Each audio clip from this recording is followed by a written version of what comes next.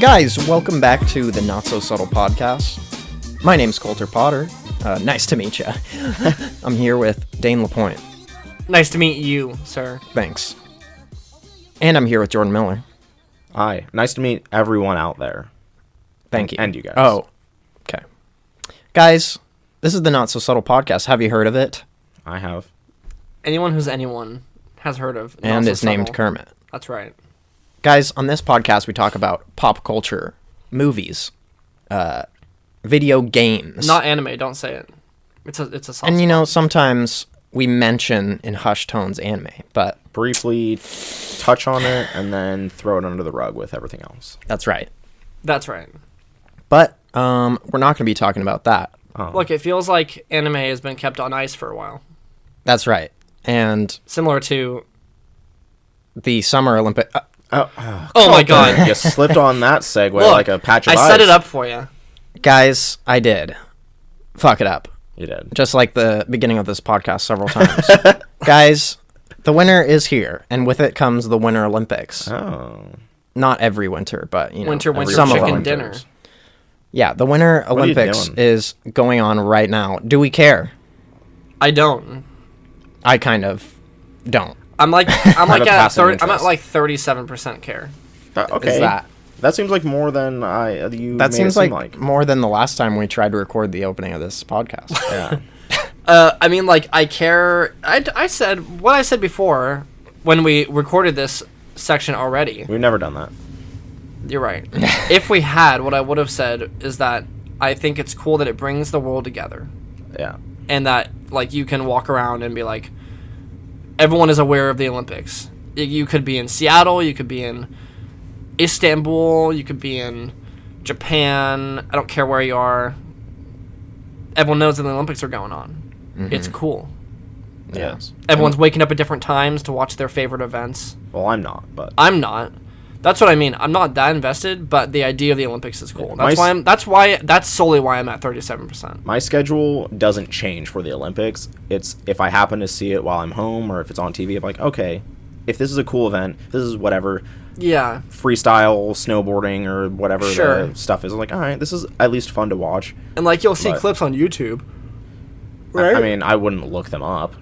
I wouldn't go out of my way on YouTube. No, but like on Facebook or Twitter or like Instagram or something, I'll see things where it's like, you know, so and so gets this many golds, or like, you know, Shaun White does something crazy. I mean, and yeah, then I they see have it, a, like, on like the a video news, of it or something, so. like a 30-second clip, and you're like, yeah, I saw that. It was cool. Keep up with the medal counts. Like, all right, is the U.S. even in the top 3? No, I don't care anymore. So it's just whatever. Yeah. Do we know who's in the top 3?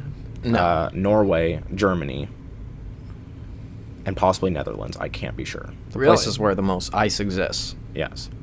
Iceland. Though our medal count is significantly under what we've had the last 2 Winter Olympics, so we're sloughing this year. Interesting. Our It's not over correspondent, yet. Yeah. our Olympics correspondent, Jordan Millsman. Listen, I got all of it on ice. Back to you, Back to you, Coulter. Jiminy. I like how it's like all different hours of the day. So Yeah. like a cool event might be happening at like 4 p.m. and you're like, And it's always "Oh, on." I'm just chilling. Yeah, you're like, "Yeah, I'll like, watch let it." me watch this incredibly important event at like Yeah. chill time. Yeah. Although that's probably annoying for people that have like regular jobs that are like, I mean, I'm not home. That's at what I 4. mean. Yeah. Like when people are saying like, "Oh, I woke up at 3 a.m. to watch like whatever it was," and you're like, "I don't even know what that event is," and they're Right. like, "Oh, I only watched that because of so and so," and it's like maybe, like, you know, maybe they have like I don't know, blood from wherever it is, from Denmark, or like what does that mean? like relatives, Yeah. or like they have like Yeah, they have ancestors or something from like That's oh, it's like hilarious. oh, my great grandpa was like 2% Irish or something, and it's like, oh yeah, we'll watch like whatever event. I'll watch the Irish in the Olympics. Yeah, they're in the Winter Olympics. They're not. But you know what I mean? Like maybe they like have some like small connection to it, and they're like, yeah, I watch like so and so every year. Like I'm rooting for them, and you have like no connection to that, but everyone's rooting for someone. I mean, I root for the United States in every event, so. Well, yeah, of course. USA. USA. SA. You start the chant.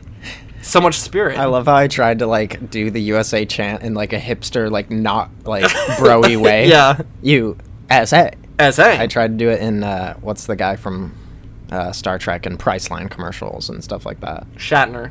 William Shat. Did you guys know he got signed to a country record deal? Recently. No. Yes. Is that real? That's 100% I'm not- real. Is that the Onion? I'm not No, really kidding it's though. Like literally real. nothing in this world surprises me anymore. So be prepared for his new album. I don't know what it's called. That's but- wild. Priceline Negotiator. My blue jeans. My red truck. Nice.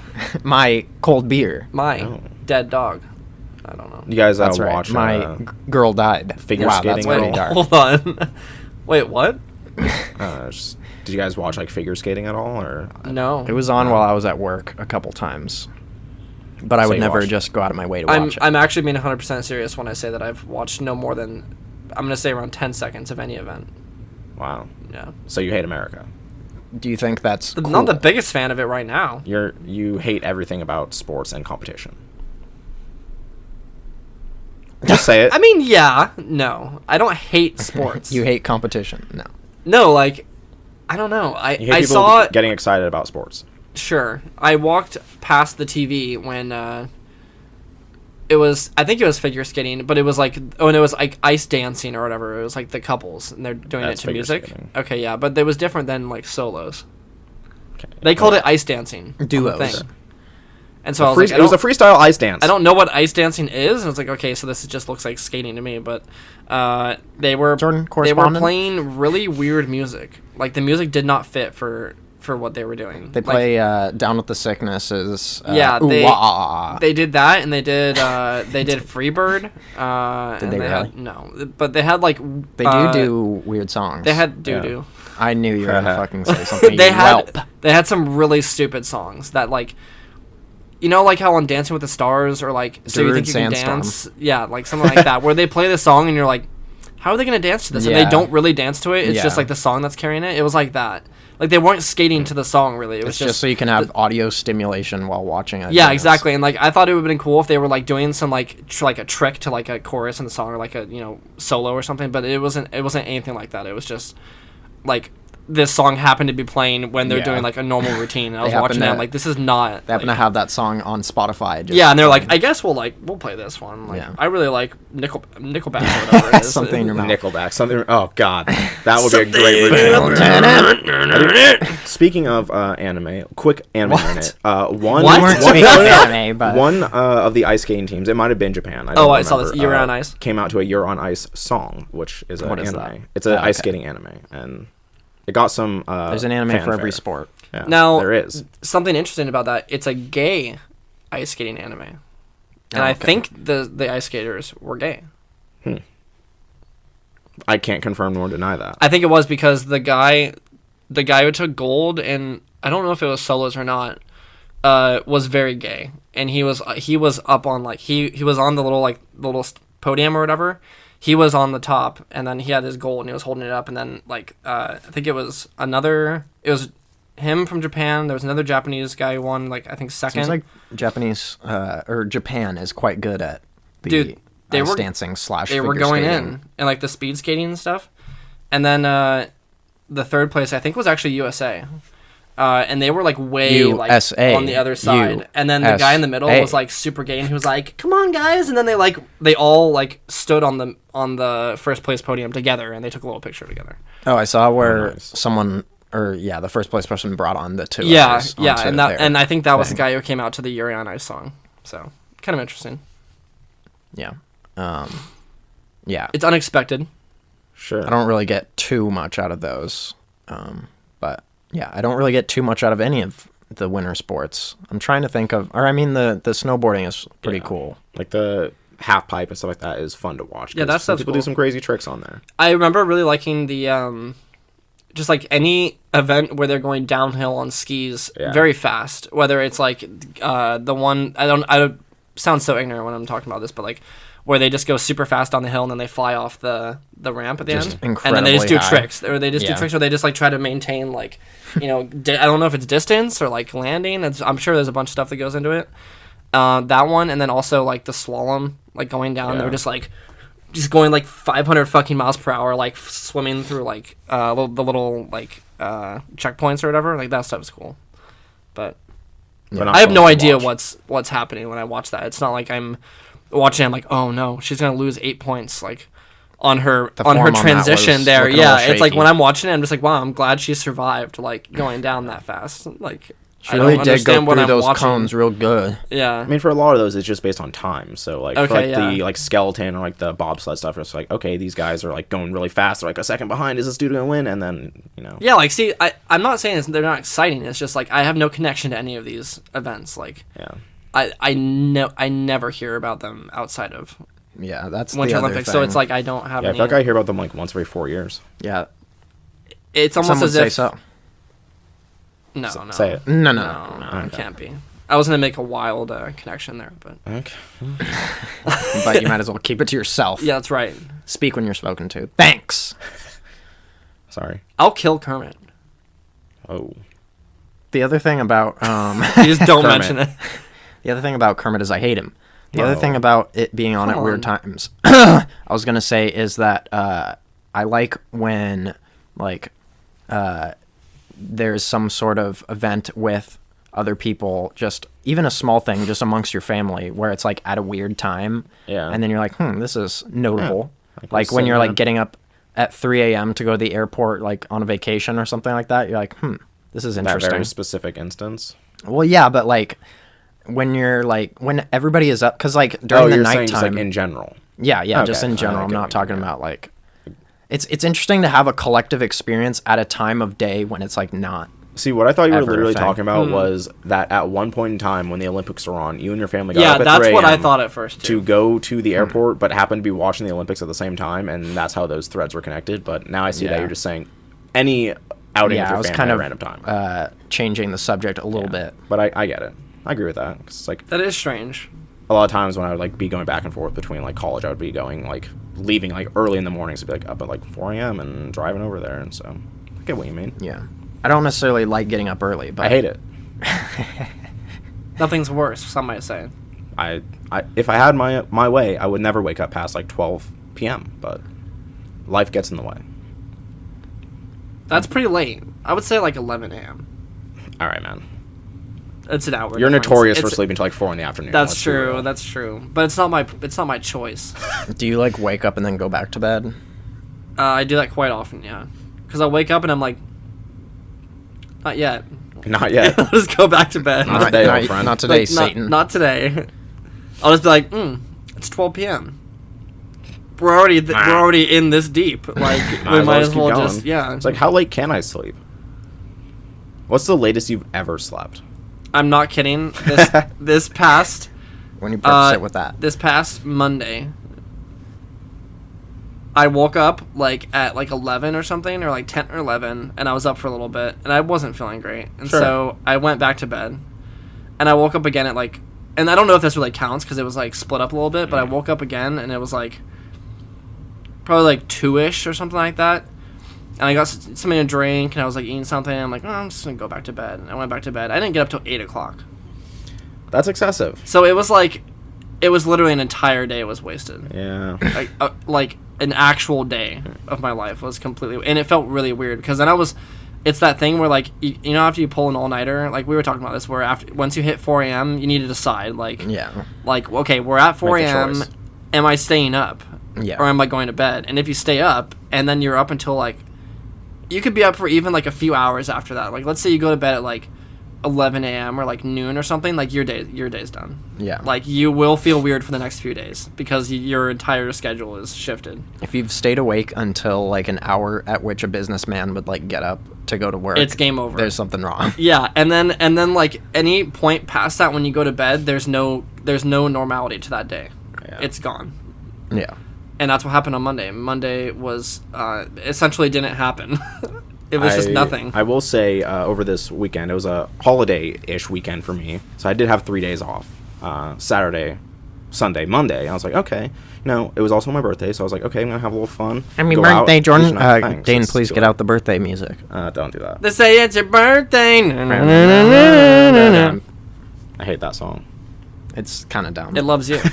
It loves you. But anyway, And it wants to wish you a happy birthday. Well, Feliz. No, Look, they say it's your birthday. how many languages can you sing Feliz happy birthday in? cumpleaños. Dun, dun, dun, dun. Feliz cumpleaños. That's right. Just one? Okay. I'm gonna go with Barely one. barely one. I can barely say it in English, so. I don't want... If you get the birthday song sung to you, you cannot feel, like, happy about it. You're just like, this is fucking awkward as hell. Like, Yeah, just I put me always away. feel awkward I hate when- this. That is a thing to talk about. We can get What do you into it. do when you are Just- being sung the birthday Besides song? die inside. I just sit there and smile, and you literally... Yeah, I just like... yeah. After every like- song's like... Do you like that's so dissociate for a awkward. second where you're like, Yeah. you're like kind of looking at everything from an outside perspective? You're like, this is horrible. I'm like, wow, I absolutely hate this. This And moment then is if you're terrible. like at a restaurant and people are singing to you, and then And, other like, you people are don't- looking at other tables just with blank faces, just Yeah, and You're also, ruining my meal. here's a real question. Where do you look that's right. when that's happening? Where do you look? At the ground. Just stare a hole into the ground. Just go, yep. Oh my This God. is Dude, so it's Because if awkward. you so look awkward. away, if you look like at nothing, you look like a weirdo. But if you look at people, it's like, what the? And then they're just singing. That's They're just too like much. they're just looking at you. They're like, They're happy like- birthday, and you're just like looking over at them. You're like, And then you guys make eye contact, and then the person that's singing to you like looks away because it's Yeah. too awkward. They're like, oh, You just have Yeah. to look What was past that? someone. That's what I mean. That's true terror. That's true peril, dude. What do you it's do? not. It's But not. that's fine. It's Actually, not. But it feels like it in the moment. I recently like read an article from a waitress who is like working at restaurants where she's No. required to sing to people, and she's No, like, no, "This no, is no, literally no. living hell for me. Like, I hate doing this. It's so No, no, awkward." no. It's like, I just imagine that of having some like teenager come up to me and be like, "Hey, can you like sing my like friend a happy birthday?" And it's like, I don't know your friend's name. I'm not your friend. I don't want to sing this song, but I'll do it anyways because I guess that's part And of my now, job. because we've talked about how awkward it is to be involved in, people singing near you, just doing any sort of like acts like this is why I think we should go to Teatro Zanzani. I will never And do what? just be a part of the. just be a part of meal. of the frivolities. Do you know about that? I feel like we've mentioned it before. Is it like some sort of like It's dinner. Performance It's dinner and a show. That's right. But you're the show. wow, that Well, seems the That's worst. not really. That's a terrible There's way a to put it. stage, but they incorporate the audience into it. Like they know that there's an audience there, and they like reference the audience and stuff like that. Will they call me out without me Potentially. consenting to They it? might, yeah. I would Yeah. hate that. Yeah, I don't want to be it's noticed. the worst nightmare. I don't want to be noticed while eating. I just want to sit there and eat my I don't food. want to be noticed. Period. Yeah. Look, I really want to go. Dane has been. I've been asking. barking up this. Yeah, I've tree been for asking quite a while. multiple people about this for a long time. No one wants to go. That's because it's weird. a That's nightmare called a pattern. situation. That's called a bad show.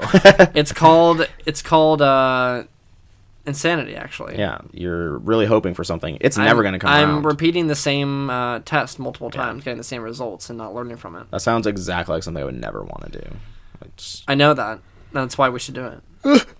Out of your comfort zone, Jordan. listen, I like stepping out of my comfort zone. Sometimes that's not one, like, because sometimes when someone asks me to do something, I'm like, okay, like, that might be kind of fun. I've never done that before. This, literally, I will get zero enjoyment out of it. Because it's the things I absolutely hate. I would never want to be a part of that. During those shows, like where they take people from the audience, I'm just on edge the entire Yeah, time, I'm like just sweating. Don't come near me. Yeah, Don't, literally That's don't part of even the look fun, at dude. me. It's like Don't playing. fucking look It's at like me. playing a 3-hour game of Russian roulette. Great. That Listen, sounds like this is what we'll do. We'll go to Vegas. We'll go to one of those hypnotizer shows. No. You're gonna raise your hand, and you're gonna get hypnotized. And No, we're not- You're gonna take off your pants. We're and not run doing around that. naked. No, we're not gonna. No, that already happened at our senior party, and that was bullshit. Did you? Oh yeah, you went up, didn't you? I didn't. No, I didn't. Okay. But it was complete. Everything we I saw was was wrong. complete bullshit. Yeah, know it was. I've heard that it often is. Did they take them into the back room before they took them out, or did No. they? No, okay. Because I was gonna say maybe they took them in the back and was like, all right, guys, you need to yeah. play along, or else I'm gonna hurt you. They got They held a forced gun into to their it. head. They're and like, then- I know all of your moms, and they're actually all being held at right now. gunpoint. You will get hypnotized. So help me God. Rachel is at this address, and Rachel! Harvey's at the other. Rachel. She's on Avenue X, and he's on 52nd Street. Thanks. Cringe. I don't even know if those were the streets. Avenue X. That can't be a real I street. think he does say that. Gotham Avenue. Look, it's Gotham. It's a weird city. Fair enough. All right. Well, anything else about the Alright. Olympic Games? Mario and Sonic. Yeah, we don't Good talk game, about that. bad game? Terrible. I was gonna say that I Abysmal. had attended the Abysmal. Olympics Oh, yeah. one time. How did I know in about what that? event? In Vancouver. In what event? Hockey. Oh. I played Right. in Okay. for the USA in hockey.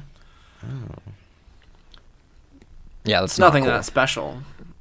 Guess not. I'm pretty good at hockey, but What position? front angle. That's right. Kurt Angle. Kurt Angle. Hmm. No, yeah, I went there. Chief Swayam Board of Directors. Of Halloween Town. Kurt of Angle.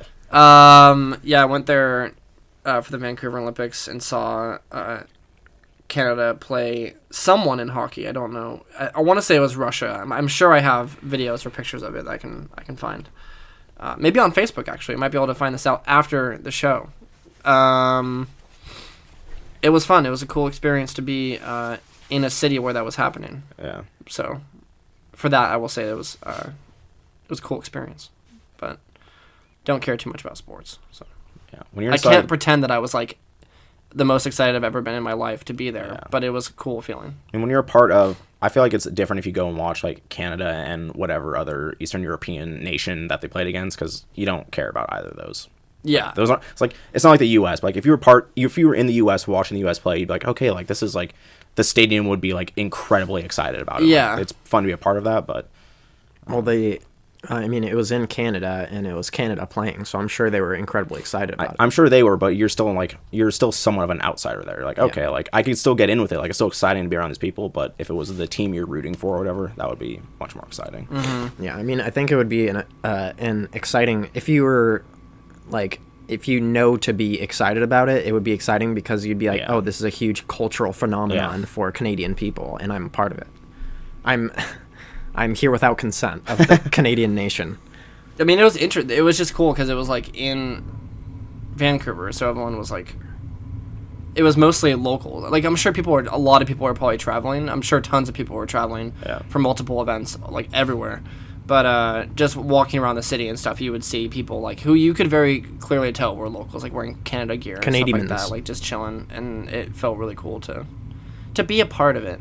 To just feel like you're like a Canadian. something with a maple leaf. That's right. Yeah, I didn't get to see Justin Trudeau, so I'm so sorry. Wow, what a shame. Why'd you even go then? I ask myself that every day. I went to Vancouver with my family like the year before the Olympics, and they were already like Setting putting up stuff for it, together. yeah. Yeah, and so we saw Big like, process. we saw some stuff. I think Whistler like was where some of this stuff took place, so there was like big enclosures for that. And they had the little like if you remember, there's a little rock man that's like mascot. significant culturally, possibly a First Nations symbol. I don't know, could be wrong, but it's a little man made out of rocks. Do you remember that? He's like doing a T pose, and he has little legs. It's a really crude looking rock sculpture. It might be getting overruled by the fact that year, I think the artist that did like the mascots or like the artwork for that was like an anime artist, or it was like an anime inspired artist. So I remember seeing like they had like Sasquatch, his name was Squatchy, Yeah, this and they wasn't had like that. penguins and stuff, and they were super cute, and like they were like little chibi like anime things, and they were like, it was really cool artwork, and that was all over the place. So that was probably overruling whatever that was, Yeah. or overshadowing it.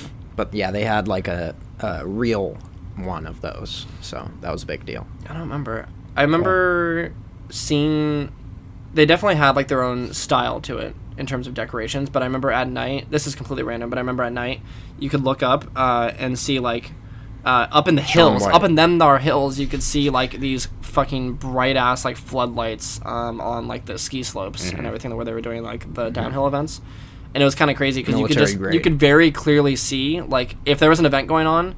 Literally from miles away, you could very clearly, like, you would understand that something was going on because the lights were so bright. Because when you think about it, like, when it's happening at, like, midnight or something there, it has to look, like, somewhat normal on TV. Yeah, And so it's extremely, like, well lit. It was crazy. it's daylight lit. Pretty much. It was interesting. Well, The Olympics are a thing. That's right. Maybe I'll go home and, well, not tonight, but going forward. How long are they going on for? Do you know?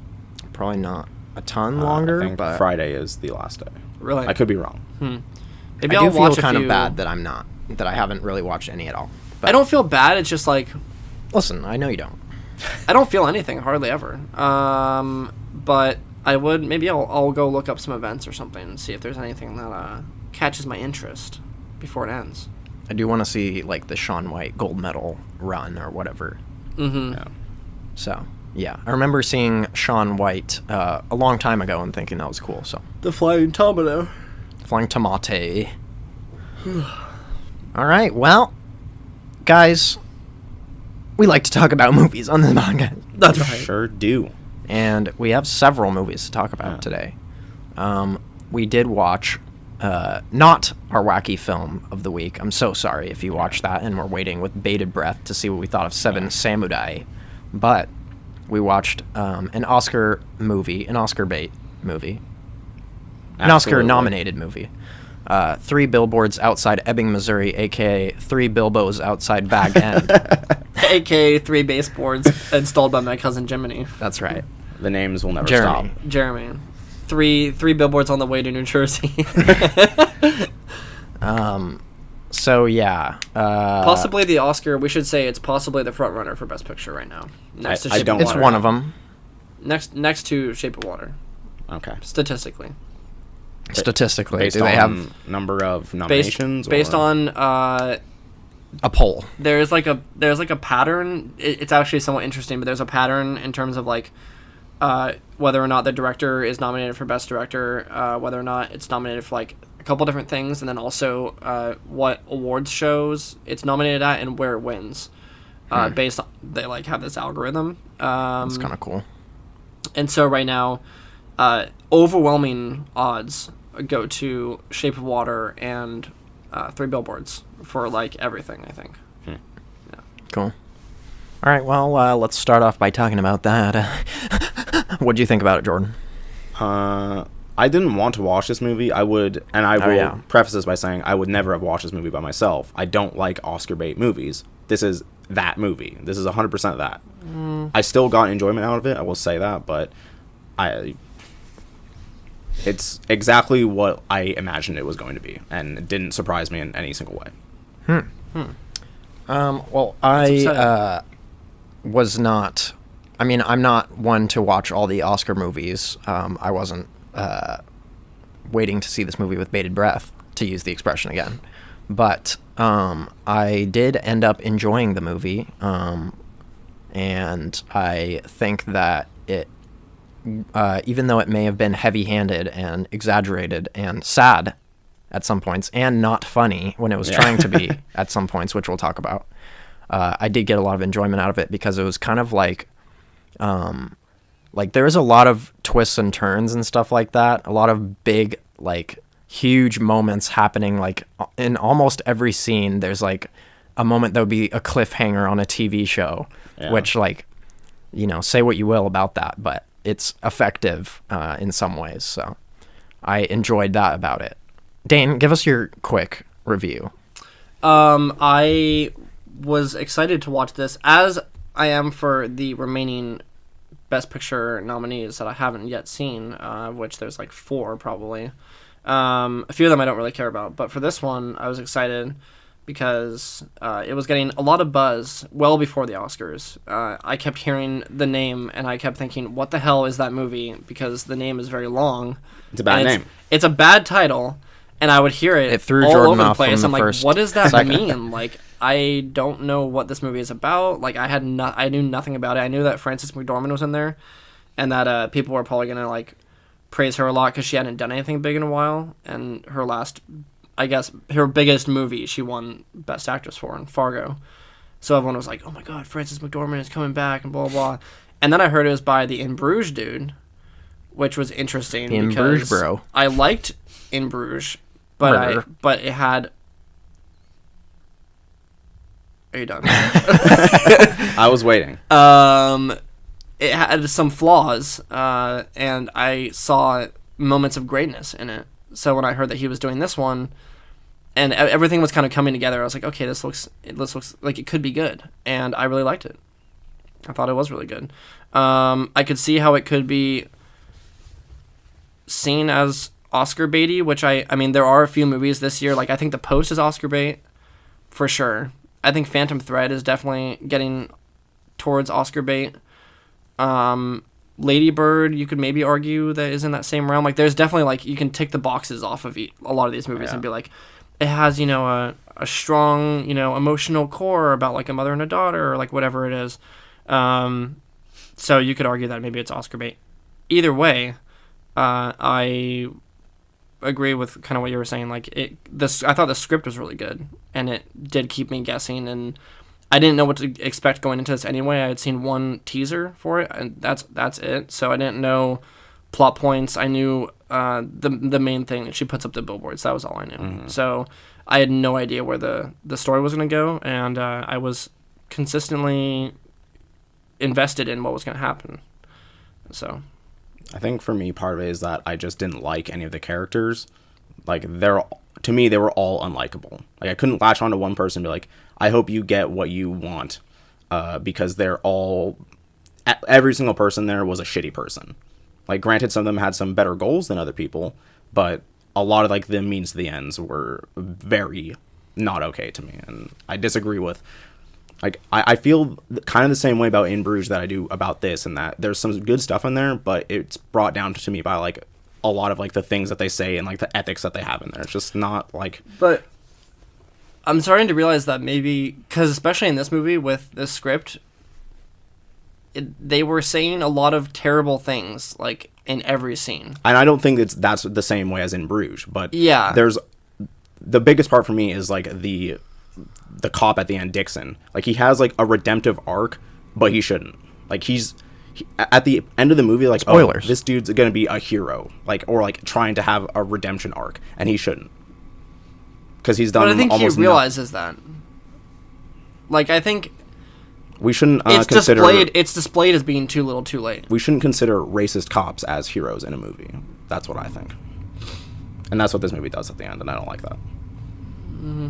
Yeah, I feel like part of why it could be taken as acceptable is because it's so over the top, exaggerated, and caricatures that you're like, okay, like, maybe he is having this crazy, like, string of emotions, because everybody is so emotional, emotion driven and stuff like that in the movie, that it's like, you know, maybe this is possible that he could, like, turn back or something like that, because it's not real life where people don't really change. This is, like, a crazy, like, Shakespearean, like, drama, like, of the highest dramaticism. Yeah, you come to find out that, like, everyone in the movie has been broken by something, essentially. Like, even Dixon, it was very briefly mentioned that his dad died unexpectedly, or something happened with his dad, and he had to move in with his mom to take care of her. And he was like, people were like beating him down throughout the movie, like, oh, go home to your mama, and like, oh, it's like terrible, like, shitty things. Even though he's a terrible person, like, he was struggling with things on his own. Like, no one was just a terrible, like, horrible human being for the sake of the story. It was, they happened to be that way because of something that actually happened to them that caused them to be, like, broken, or to be like, imperfect, or whatever you want to call it. Because, like, what's her name? The main character, Frances McDormand. What's her name? Mildred. Mildred. Oh, yeah, Mildred. She They actually do say that a lot. She's, of course, I mean, we know why she's not doing so hot. Her daughter was raped and murdered. The son is, of course, dealing with that in his own way. Dixon has this thing with... they don't really ever explain that until the very end, so you mostly just think he's a terrible racist person for the majority of the film, which he is.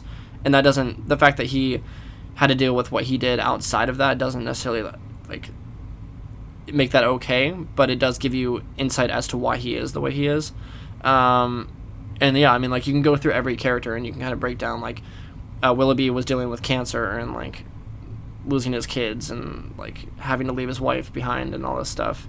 while also trying to solve this murder and not being able to, and yada yada. So I feel like the people being shitty in this movie it was presented better than in Bruges, and it was more realistic and seemed, even though it is very stylized and like Shakespearean and like just like a completely absurd, like the things that these people are saying and doing, it made more sense, and I could see this being more like, I guess, grounded in a way than in Bruges, where in Bruges they just seemed like they were just like these hellspawn that were just like they were put on this planet to be terrible people. And a lot of stuff in Bruges is like played for laughs, which granted this movie does not at all, and I appreciate that, but like I don't know, and like I liked some of it. I liked a lot of the like emotional scenes between a lot of the characters. I think there's some really good ones in there, but I just don't like the way the movie ends, honestly. Like, it just, nothing plays out for me, or played out in a way that I wanted, because I couldn't care about any of the characters. And the ones that are like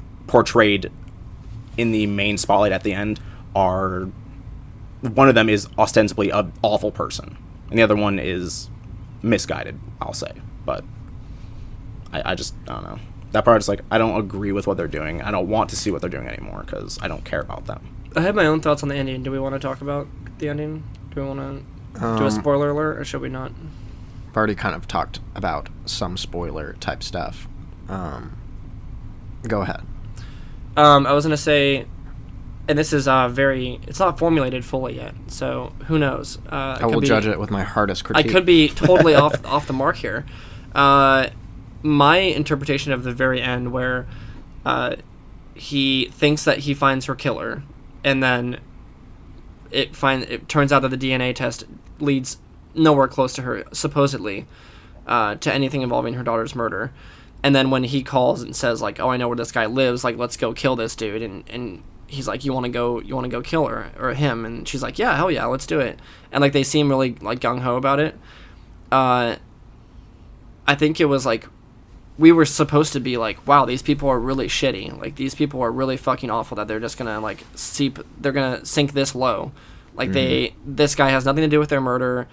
Sure, he's a rapist, whatever, but are they any better for just like essentially like doing like a personal like manhunt for this guy? But then right afterwards, when they're driving in the car, and this is the part that I'm a little unsure of, because they left it like very vague, but when they're in the car and they're like, do you really want to kill this guy? I'm like, no, I don't really know. Like, I don't think so. I think at that point they were realizing that, like, their character arc was done. Like, they realized that I think Mildred realized that she was leading like this quest of vengeance, like, against anyone and everyone who got in her way, essentially, just to make herself feel better about losing her daughter. But then right at the end, she realized, like, well, what's it gonna, like, if I kill this guy, it's not gonna bring her back. Like, I'm gonna be only that much worse of a person than I was before, and nothing else would come of it. And so I think it was her realizing that, like, she was pretty much willing to go, like, to the ends of the earth and do the worst things imaginable just to, like, seemingly get closure on her daughter's death, but it wasn't gonna do anything. And then with Dixon, he was in the same boat, but he was doing it to make himself feel better about himself as a person, because of how terrible he was, and like, because of all the things he had done. He was like, okay, well, maybe if I help Mildred solve her daughter's murder and get vengeance, and help her get vengeance, that I will be like,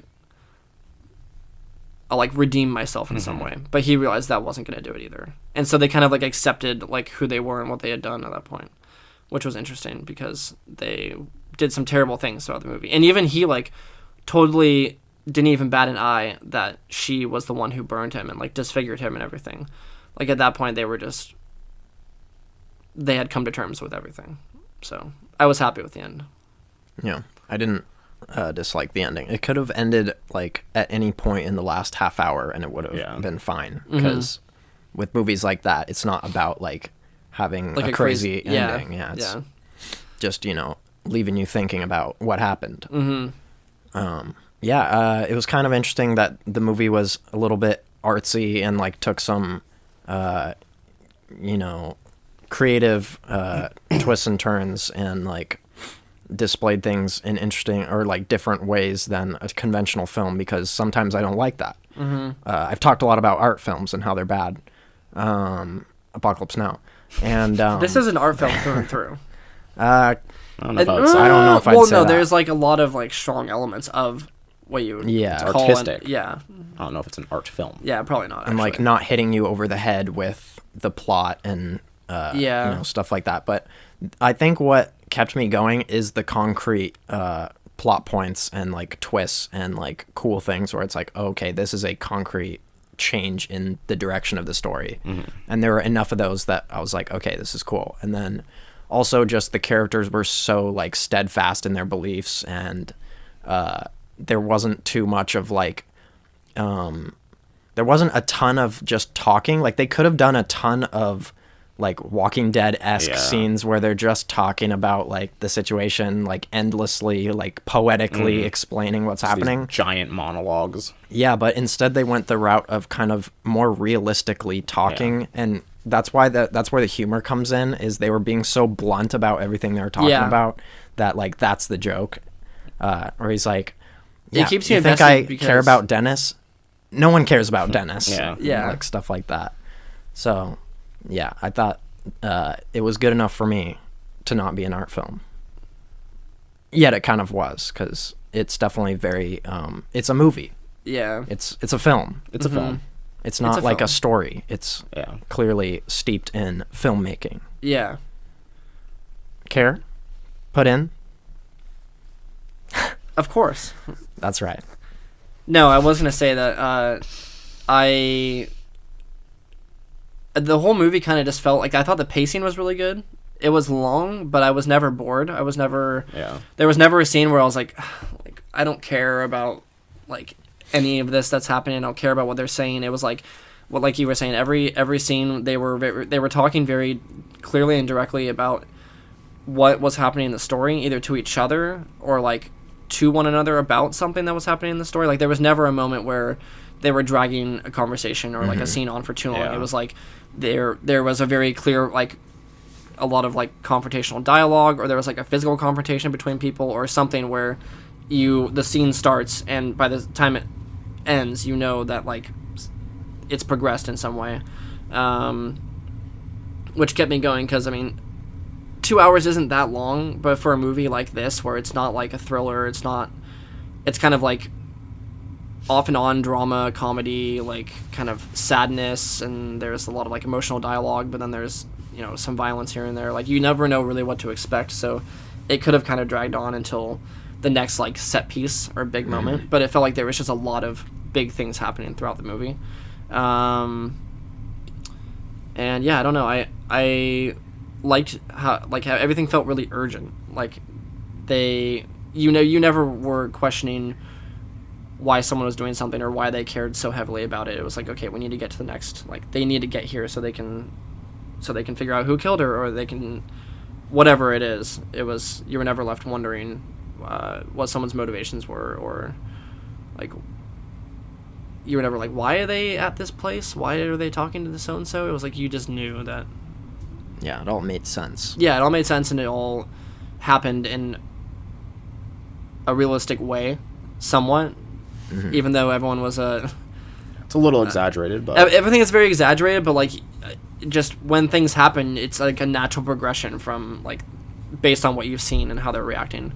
And I really liked the cinematography. I thought the movie looked very nice. There was a couple... I kind of just like how the camera like lingers on people, and during these scenes, like a lot of the dialogue scenes, there's just a lot of long shots with people talking to each other, and like it's I don't know, it created a cool, like I was gripped by everything that was happening on screen. I was interested visually with everything that was going on. So yeah, I wouldn't say there's anything breakthrough. What's the word I'm trying to come up with here? Groundbreaking, yeah. It wasn't like... It wasn't Roger Deakins. No. That's right. Like, it's not a scene that I'm going to look back on and be like, wow, that was, like, a fucking incredible, like, shot scene. But, like, it's good. Like, the entire movie looks competent. Good. Yeah, like, one I guess that I'm thinking of was when Dixon breaks the window and goes upstairs, and then like it's just a long tracking shot going upstairs. Like he throws the guy out the window, he turns around, he punches that lady in the face, which was really terrible, and then it just keeps following him out, like back down the staircase. So they go through like the entire building, goes back down the staircase out to the street, and then I think they cut some point down there, but that whole sequence felt very like as soon as he starts walking up there and he hits it, you're like, what's he doing? And then it just keeps going, and like it has a way of keeping you on your toes. So Yeah. that was like one specific example of where I really noticed it, but throughout there was a lot of cool imagery with the billboards specifically, and like there's a lot of cool shots of like the countryside and like the town that they're in. Like the town felt like a little character too.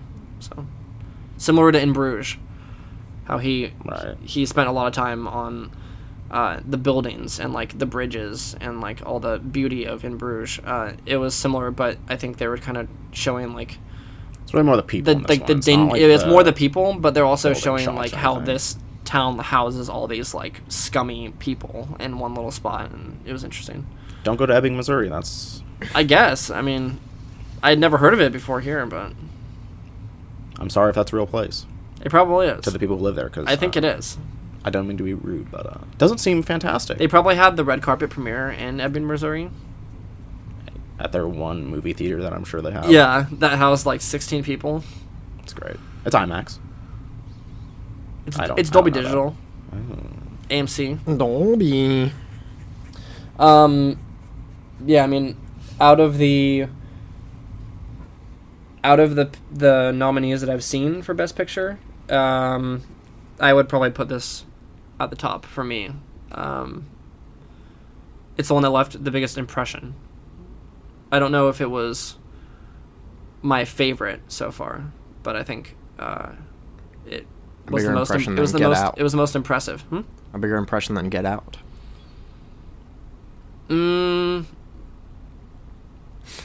I'm thinking more about You're this. racist. I'm thinking more about this than Get Out. Like there's it. It's a little more. No, Get Out. It's a little more complicated than Get Out. Yeah. Or there's Get many Out, more plot points. Yeah, Get Out definitely leaves an impression just based on its main message. Mm-hmm. But for this one, I'm unpacking a lot of things. Yeah. In it, so It's a very dense film. it is. Every shot has a digital My God. It's so dense. Every single image has so many things going on. I want to see Shape of Water, and I really want to see Call Me by Your Name. I don't know if I care too much about Darkest Hour or The Post or Phantom Thread, to be honest with you. Yeah. Well, that's all of them. Yeah, those three are. The Post is Oscar bait. If there's one movie this year that's Oscar bait, you got Steven Spielberg, you got Tom Hanks, Meryl Streep. I can't say I know anything about You're The 3 Post. for 3.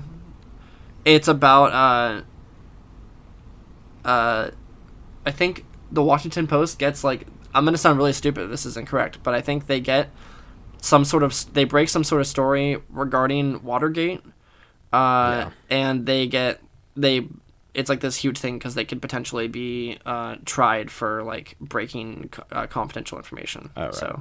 So it's like Watergate happens, and then they're like, we know about Watergate. Do we publish it? And then there's like this whole thing about it. It's supposed to be really good, but it's the definition of Oscar bait. So A historical thing. you got, Steven Spielberg is really the main one, but then Meryl Streep, Some big names. she shits Oscars. So She wipes with yeah, Oscars. She probably won't win Best Actress. I think it's between, right now what I'm hearing is it's between Frances McDormand and Sally Hawkins from Shape of Water. Apparently she's great. So we'll see. Are we going to rate it? I will give this movie an A-. Interesting. Your top runner for Best Picture. A-. I think it's... Now, why do you want to give it an A-? What? Why are you giving it an A-? Because I don't think it's a perfect film. I don't really have any like glaring flaws with it. Like, there's nothing that really jumped out at me as like, oh, it was slow here, or I didn't really like the acting was all good, the music I thought was good, the cinematography was good. I'm still thinking about it, which is good. I just don't know if it carries the same. Like, I think some of its messages here and there are a little bit heavy-handed, but I think that's also purposeful. So I don't know. I'm conflicted with my thoughts on it. I just don't think it was perfect. So I don't want to say A+. I guess A minus. I don't know, somewhere in there. It's not. A+ is reserved for like a movie that I think needs to be like studied, or like Halloween Town 2. Yeah, like I think I gave The Shining an A+. Like, that's a movie where like I watch it and it's just astonishing to me, like, that it was even made. This is just really good, but I don't know if it's like. Yeah, I don't think this movie left like nearly as much of an impact on me as it's like. I'm not thinking about it at all, really, at this point. I feel like it answered all its questions that it needed to. I'm just still thinking about the way it was like presented, I guess, the presentation of everything. Even though, yeah, most of its questions or lingering little plot threads have been nice and sealed up for us. So, give us a rating, Jordan. 3 billboards out of 5. Got him. That was so easy. That was the easiest one I've ever had. I knew it. 3 Nice. billboards on the way to New Jersey out of 5 jerseys. Jersey Mike's. 3 Jersey Mikes out of 5. 3 Jersey Mike's subs out of Jimmy John's. Okay. On my recommendation scale, I'd recommend this to anyone that cares about the Oscars, firstly. If you like that type of movie that maybe, is a little higher of, a little higher thinking of a movie than your typical Transformers fare. The Purge. Oh, but just barely. The Purge has a lot of, plot intricacies. It's getting there. Frank Grillo, Yeah. he has a lot of method. A lot of like political acting. messages in The Purge. It's really something. Yeah. Listen, it's about historical. It's Oscar bait. It's an Oscar bait film. Okay. No, I recommend it to someone that wants to see an action-packed drama and a little bit of comedy in there too. Some of it falls flat. We didn't really talk about that much, but there's a lot of moments where it's like the most dark thing will happen, and then they'll do a joke right after that, and it's like, you expect me to laugh? That's the part where I was like, I can't do that. Like, I can't laugh after what is like happening on screen. Like, there are a couple like funny like banter moments between people. I was like, that's like a good like just like a funny like dark joke or something like that. But some of them are just like, nah, like I'm not laughing at that. I'm sorry. I ain't laughing. By principle, I'm not laughing. So that's pretty much it. You already know if you want to see it, based on our descripy. And hopefully you've already seen it if you've made it this far, unless you skipped ahead. I don't know how that happened. We may have spoiled some heavy plot points, but not all of them. That's right. It's still worth a watch, even if you listen to this part, I guess. Mm-hmm. And that's the point, is that it's worth a watch. Yeah. it is certainly worth a watch. All right, guys. We need to move on, all right? We got something else to talk about, all right? A movie came out, 7 Samurai. and it's called Seven Samurai, and it came out in 1920. I saw Coco. Really? Did you? Okay, we'll go ahead and talk about that real quick. I honestly am going to keep it short because the next movie is very big. Coco. Cloverfield Paradox. That's right. I talked to you briefly about this. Coco was good. You can't say it's bad. No, it's not. It's not bad at all. I don't think anyone can watch it and say that was bad. It's not a bad movie.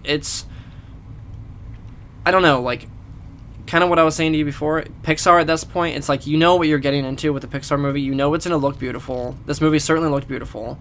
The first time he enters the land of the dead, the realm of the dead, whatever it is, it's pretty stunning. It's one of the coolest like animated things I've seen in Pixar for sure. Like just the scenery. The music is good. Like the voice acting is all great. It's animated very nicely. The color palette's very bright and colorful. Like it's just happy and fun. It's a perfect movie. It has all the elements of like a great, near perfect animated film, but it just feels like so. I don't know. It just feels like we've seen it before. Like it just feels like Pixar hasn't done anything to elevate themselves up to like, Toy Story status, where everyone has seen Toy Story. Everyone quotes Toy Story, everyone knows, and maybe that's because it was like the first like, CG. Yeah, and it's like film. Yeah, and it's super novel and everything. But like at this point, I just don't know what else Pixar can do that we haven't seen before. They can't do much to impress other than just be Pixar. Yeah. And that's not bad. It's just like, at what point is it enough? Like, it's just, I don't know. I sound negative on it. I'm not. It was a good movie, but it's just like, I was left wondering, why did I like that? And it just kind of ticked all the boxes of a Pixar movie, but nothing felt super inspired. Yeah. So we were talking about how it could have been made by like any studio, kind of. yeah, like it could have been like a Big Hero 6, like Disney Studios or Disney Animation Studios, or like even like DreamWorks or something like that. It could have been just a really good DreamWorks movie. It didn't have like anything that was distinctly like only Pixar could do this. Yeah. So I don't know. So yeah, I hate to be negative on it in any way, but it's unfortunate. It makes sense, but because it had so much care and love put into it that only one studio could have done that. That's the thing. Like when I say the animation is good, it's like there's of course the flan cut, the pie cut in Spirited Away, where you're like, look at all those frames. It's a nice pie cut. When you see stuff in like Pixar, it like everything feels like it has like this like liveliness to it, like the way they walk, or like way something bounces over like a fence or something. You're like, that was cute. That was a happy little. The way bounce. a lamp bounces onto like a something letter. Yeah, something just like that. Like there's so much like character in that animation where you just are so impressed with it. But what I mean is like I've seen that so much now that they need something else. Like it needs to be. They need to elevate. They need to break new ground again, and they haven't done that for me. Yeah. I feel like maybe it's because it was very separated from the human experience to some degree. Or, like, not the human, but, like, the grounded, real-life experience. Whereas some of them are, like, okay, Up, that whole first thing is, like, okay, this is real life. And then Toy Story, it's like, okay, this is a real-life thing that kids go through, is, like, separating from their toys and like old childish things. This is like, okay, it's about like your family like passing on or something, which is kind of a big deal and like dark, but they cut it real fast with, okay, your family's still alive in this nether realm, and it's like a fun time, like nothing bad about this. Yeah, like it just, I guess that's one way to look at it. It is very like fantastical compared to almost anything that Pixar has done. Yeah, I don't know. It had all the makings of a great Pixar movie. It was, like I said, check all the boxes of a Pixar movie. Everything is good. It's just not what I wanted, stand on its own. I guess. Yeah. Not what you wanted. Checked every box. No. I don't know. Like, it didn't go above and beyond the Call of Duty. If someone, like, just said, like, look, this is what it's going to be. What do you like out of Pixar? And be like, oh, I like this, this, and this. Like, well, it has all that. Yeah. And it did. It just didn't. That was it. It didn't go above and beyond. Yeah. So I don't know. All right. Well. Anyway. That was good. It'll certainly win Best Animated Picture. That's right. 99% chance. So. Walt's name is on it. So. God rest his soul. His cryogenically frozen head lies in Pirates of the Caribbean to this day. Oh, I thought it was in the Matterhorn, or did it get moved? It's not real. So or is it? It's not real. All right, Coulter. Look, if they can do it with B.J. Blazkowicz, they can do it with Walt Disney. There is a basketball that's court. A spoiler.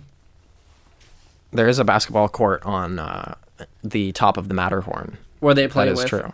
Walt Disney's cryogenically frozen head. Is there actually? Yeah, it's a half court, but it's there. Do people ever play on there? It's I don't know if they do now, but it was like an employee like little thing. That's crazy. Like, for the employees that work there. Incredibly out of the way to play basketball.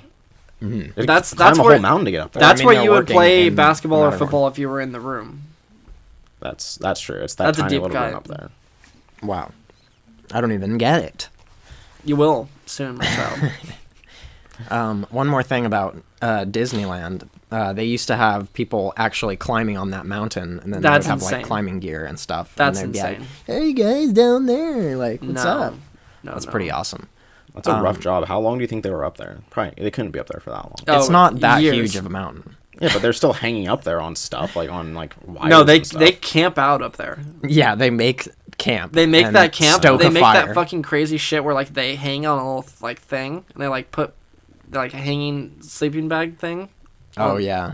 Have you know what I'm talking about? Yeah, like on the where side of they're- a mountain. It's a sheer rock face, but they have to set up camp. Yeah, and they're like, this is the only place that we can do it. And like so they're just like, hanging. you're literally like in a little cocoon. Yeah. Like horizontally on a wall. It's like you're a caterpillar. Absolutely count me out of that ever. Yeah. If someone was like, look, we're either jumping off this cliff or you're going to sleep on this cliff. I'm like, I'm not sleeping. I'm not sleeping on this cliff. I'm sorry. It's arm. Sorry. There were some Disneyland things announced at D23 in the past few weeks. Not too much that I remember or care a lot about, but there was a Star Wars When is Star Wars Land themed coming? hotel. Star Wars Land is coming in 2019, I believe. That seems like not such a hard fast date. turnaround time. Well, it's already like a quarter or a third of the way done. So Really? yeah, you can Damn. see like the facade of it already. That's insane. They can do stuff really fast if they put their mind to it. That's just insane. So yeah, they announced that the Star Wars theme. This is actually kind of cool. The Star Wars themed hotel is happening in Disneyland and World, I think. And this hotel is going to be a complete immersive experience where it's like you're on a spaceship, and every window is to space. Like That's cool. Whenever you look at a window, there's like a space thing happening. And then the members of the crew are like the hotel people that like run it. Are they dressed and as then droids?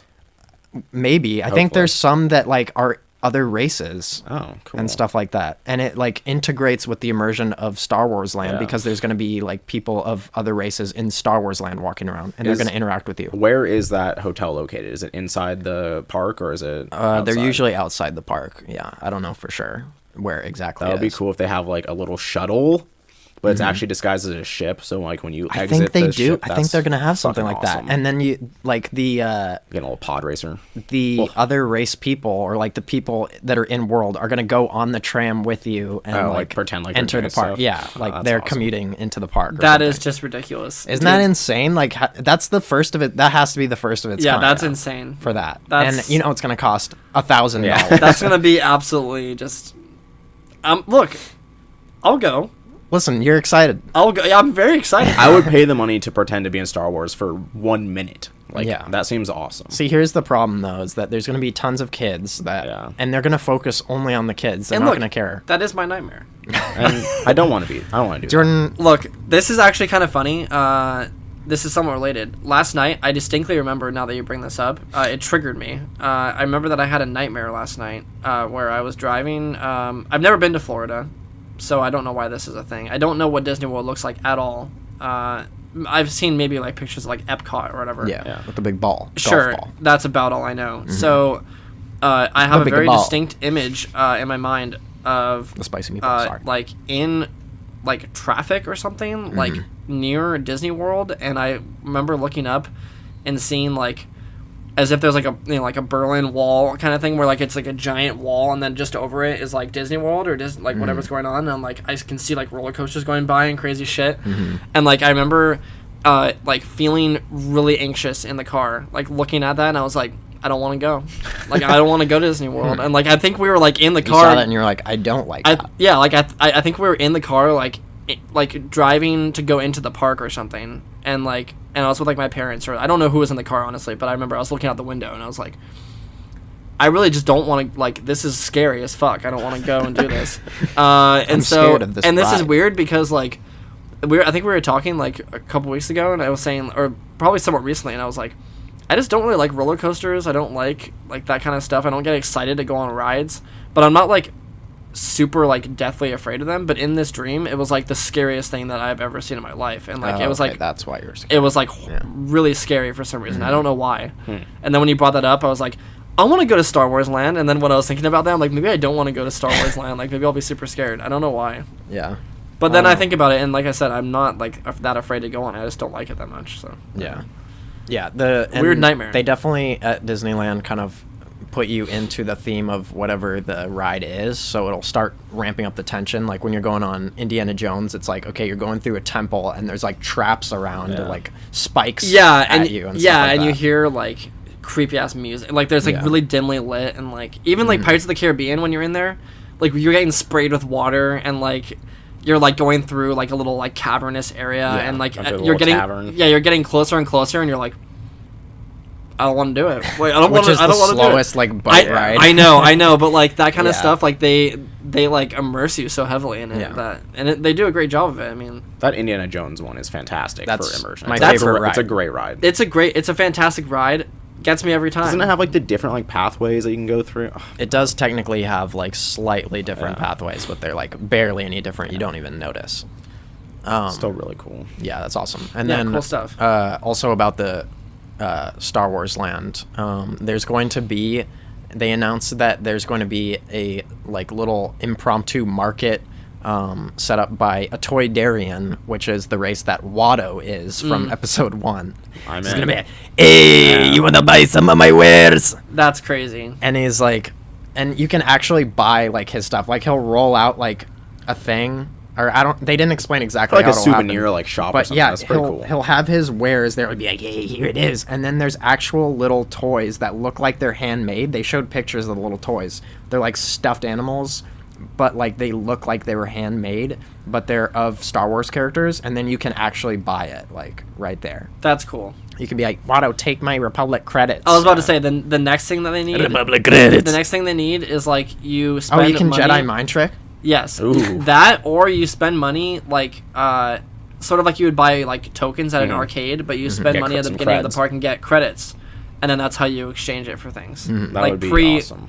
pre-configured things, because that way like they wouldn't have to regulate it as much because like they're already activated, right? And they could just reuse them. Yeah. So like you have a little thing and it's like 20 credits or whatever, and it's like you want to buy it, and then you put it into like a little slot or like whatever. And that way kids can just wildly spend their parents' money however they want. Dude, it's everything that Disney wants, and that's know, we're perfect. writing their- They want kids to be immersed. They want their parents to spend a shit ton of money on them. It's a cycle. They Say no want more. The kids are to excited. spend money without their parents' permission. That's right. No, but like the parents would spend like $100 fee, and yeah. like just they would, and then the kids could do whatever. yeah, and just give them like however many credits and be like, go fucking buy whatever. Will they sell death sticks there? I hope to God so. I'll be the first one in line. Also, I don't know if you guys heard about how there's going to be like bounty hunters, and then a bounty hunter might come up to you and be like, hey, or wait, so before that even happens, there'll be a scene where like, oh, like this guy is like stealing something, and then it's obviously like someone that's in on it is like stealing something. It's like, hey, what are you doing? And then he like runs away, and then he like comes up to you. He's like, hey, here's like this. Don't tell anyone that you saw me or something That's like that. cool. And then he runs away, and then like the police or like a bounty hunter will come up to you. He's like, hey, do you have any information on blah blah blah? And then you can choose whether or not to be like, oh, I saw that, or it can be like, no, I didn't see anything. Dude, this and is then honestly, you can like earn like a reward. I'm so in. this is a 10-year-old's fucking dream. I know, dude. it's incredible. This is a 24-year-old's dream. I'm in. I'm totally in on this already. Yeah, That's great. That's gonna be insane. That's And- really cool. But I honestly can't even imagine how they're gonna pull that off with like On staffing, such a large scale. Yeah. like, and also there's gonna be just 1 trillion people there. When This it does opens. sound like the type of thing they say just so that we'll talk about it and get know, excited to go yeah. to Star Wars Land, and then you'll go there and it'll be fun, but you'll be like, where's all that like, scripted stuff? It's Yeah. like, well, it turns out that's really hard to Yeah. do Kind of there. with like 1 million people per day. Turns out we can't get like minimum wage workers to to just run away and pretend to be a criminal every day. Yeah. It just seems like there's a lot Turns of out that we lot of can't manpower. differentiate very well between a shooting and a setup shooting. Yeah, I'm sure that's a concern. Like That's- no, I real mean, like, crisis there's- versus setup crisis. No, there's definitely a lot of like there's a lot of logistics that go into that. Like that's not a simple thing to that's cool if this was like it's your park for the day and you have like your birthday party and you can bring 50 friends or 100 friends or whatever. It's like, but if there's literally like 1 million people at the If you're park, just walking like, through the concourse. no, there's no way that's gonna like. I'm sure they'll have something where like, to be honest, it'll probably be somewhat lamer where it's like, maybe like a set time per day they have something like that, and like it gets somewhat predictable where you're like, Yeah. oh well, we know that like fucking Greedo is gonna be over here Greedo. at 4 p.m. We know or that Greedo whatever. shot Yeah, and he's gonna but, say, like, "Hey guys." hey guys, I'm Greedo. But like, it won't be where you're just walking and about to like buy a churro, and then someone comes up and like steals your churro, and then someone's like, oh my god, like we'll put a bounty on him, and then all this crazy stuff happens. Like that won't happen. But And I think I hate to say it, but the last thing is that I think at the hotel there's like they definitely said that there's going to be like missions where we need to all work together to like kind of like an escape Repair room. the I hate ship or to say something. that, Yeah. but there'll be like, repair the ship or run away from like the evil guys. And some people are saying maybe there'll be a thing where they'll like call you in your room and it's like, hey, like someone's gonna come to your room and like you need to watch out for this person or something like that, and then they'll forcibly enter your room. But no, I don't think that's gonna happen. That seems like that'd be a direct concern, invasion of privacy. but it would be very cool. Like to have that level of just like immersion would be awesome. Yeah, They're making a lot of promises. that's right. I'd be They're super gonna into, fulfill like very few of them, Very few. as little as they can. Actually, they have like a fake evacuation as you're running. All like the blast doors are like closing behind you. that would be so just anything. Literally any there's- Star Wars scene. Look, when I'm thinking about like all the things they could do, there's a lot of things they could do. Whether or not it's actually realistically possible, very unlikely. Whether or not it will be realistically possible, convincing, or cool is and all three And all is three. incredibly Damn near unexpected. impossible. Yeah, it's not gonna happen. You can only have 2 of those. I'm sorry. That's unless you're pick paying two. literally $5,000. So much money. Yeah, they need to make Which it. you will They be. need to make it such a high like entry price that like there's not going to be that many people there because it's going to cost like $10 million to even have a weekend at Star Wars. I mean, it Land. might just be a very limited like hotel. Like that's super Yeah. possible too. That's true, but I don't know. On Like this all scale, the people from this floor are gonna come to the mess hall for a Report to a mission. the deck. on this scale though, like with it being Star Wars, it can't be like it would have to be if you're going to stay at that hotel, it has to be guaranteed that like it's going to be lit as fuck. Mhm. Like it can't just be like, yeah, it was cool. Like a stormtrooper served me orange juice, but like Yeah. it has to be something like consistently cool. Yeah, if it's even like 75% to 50% of what they say it's going to be, I will get some enjoyment out of it. No, yeah, so. it'll be neat. They're making a lot of lofty promises. That's there, right. So I don't know. Anyways, that was Disneyland Corner, Star Wars Corner. Necessary. It's a movie. I actually Star found Wars. that somewhat interesting. So Yeah. No, I wanted to talk about that because, yeah, that was really cool.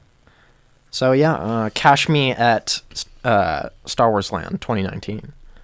All are we right. trying to make a not so subtle trip to Star Wars Land? Sure. Yes. Yes, and We just got to come up with the funds. it'll be a lot. It's going to take a lot. Look, I don't even know if that hotel will be open when it opens, but whatever. we'll be there day one.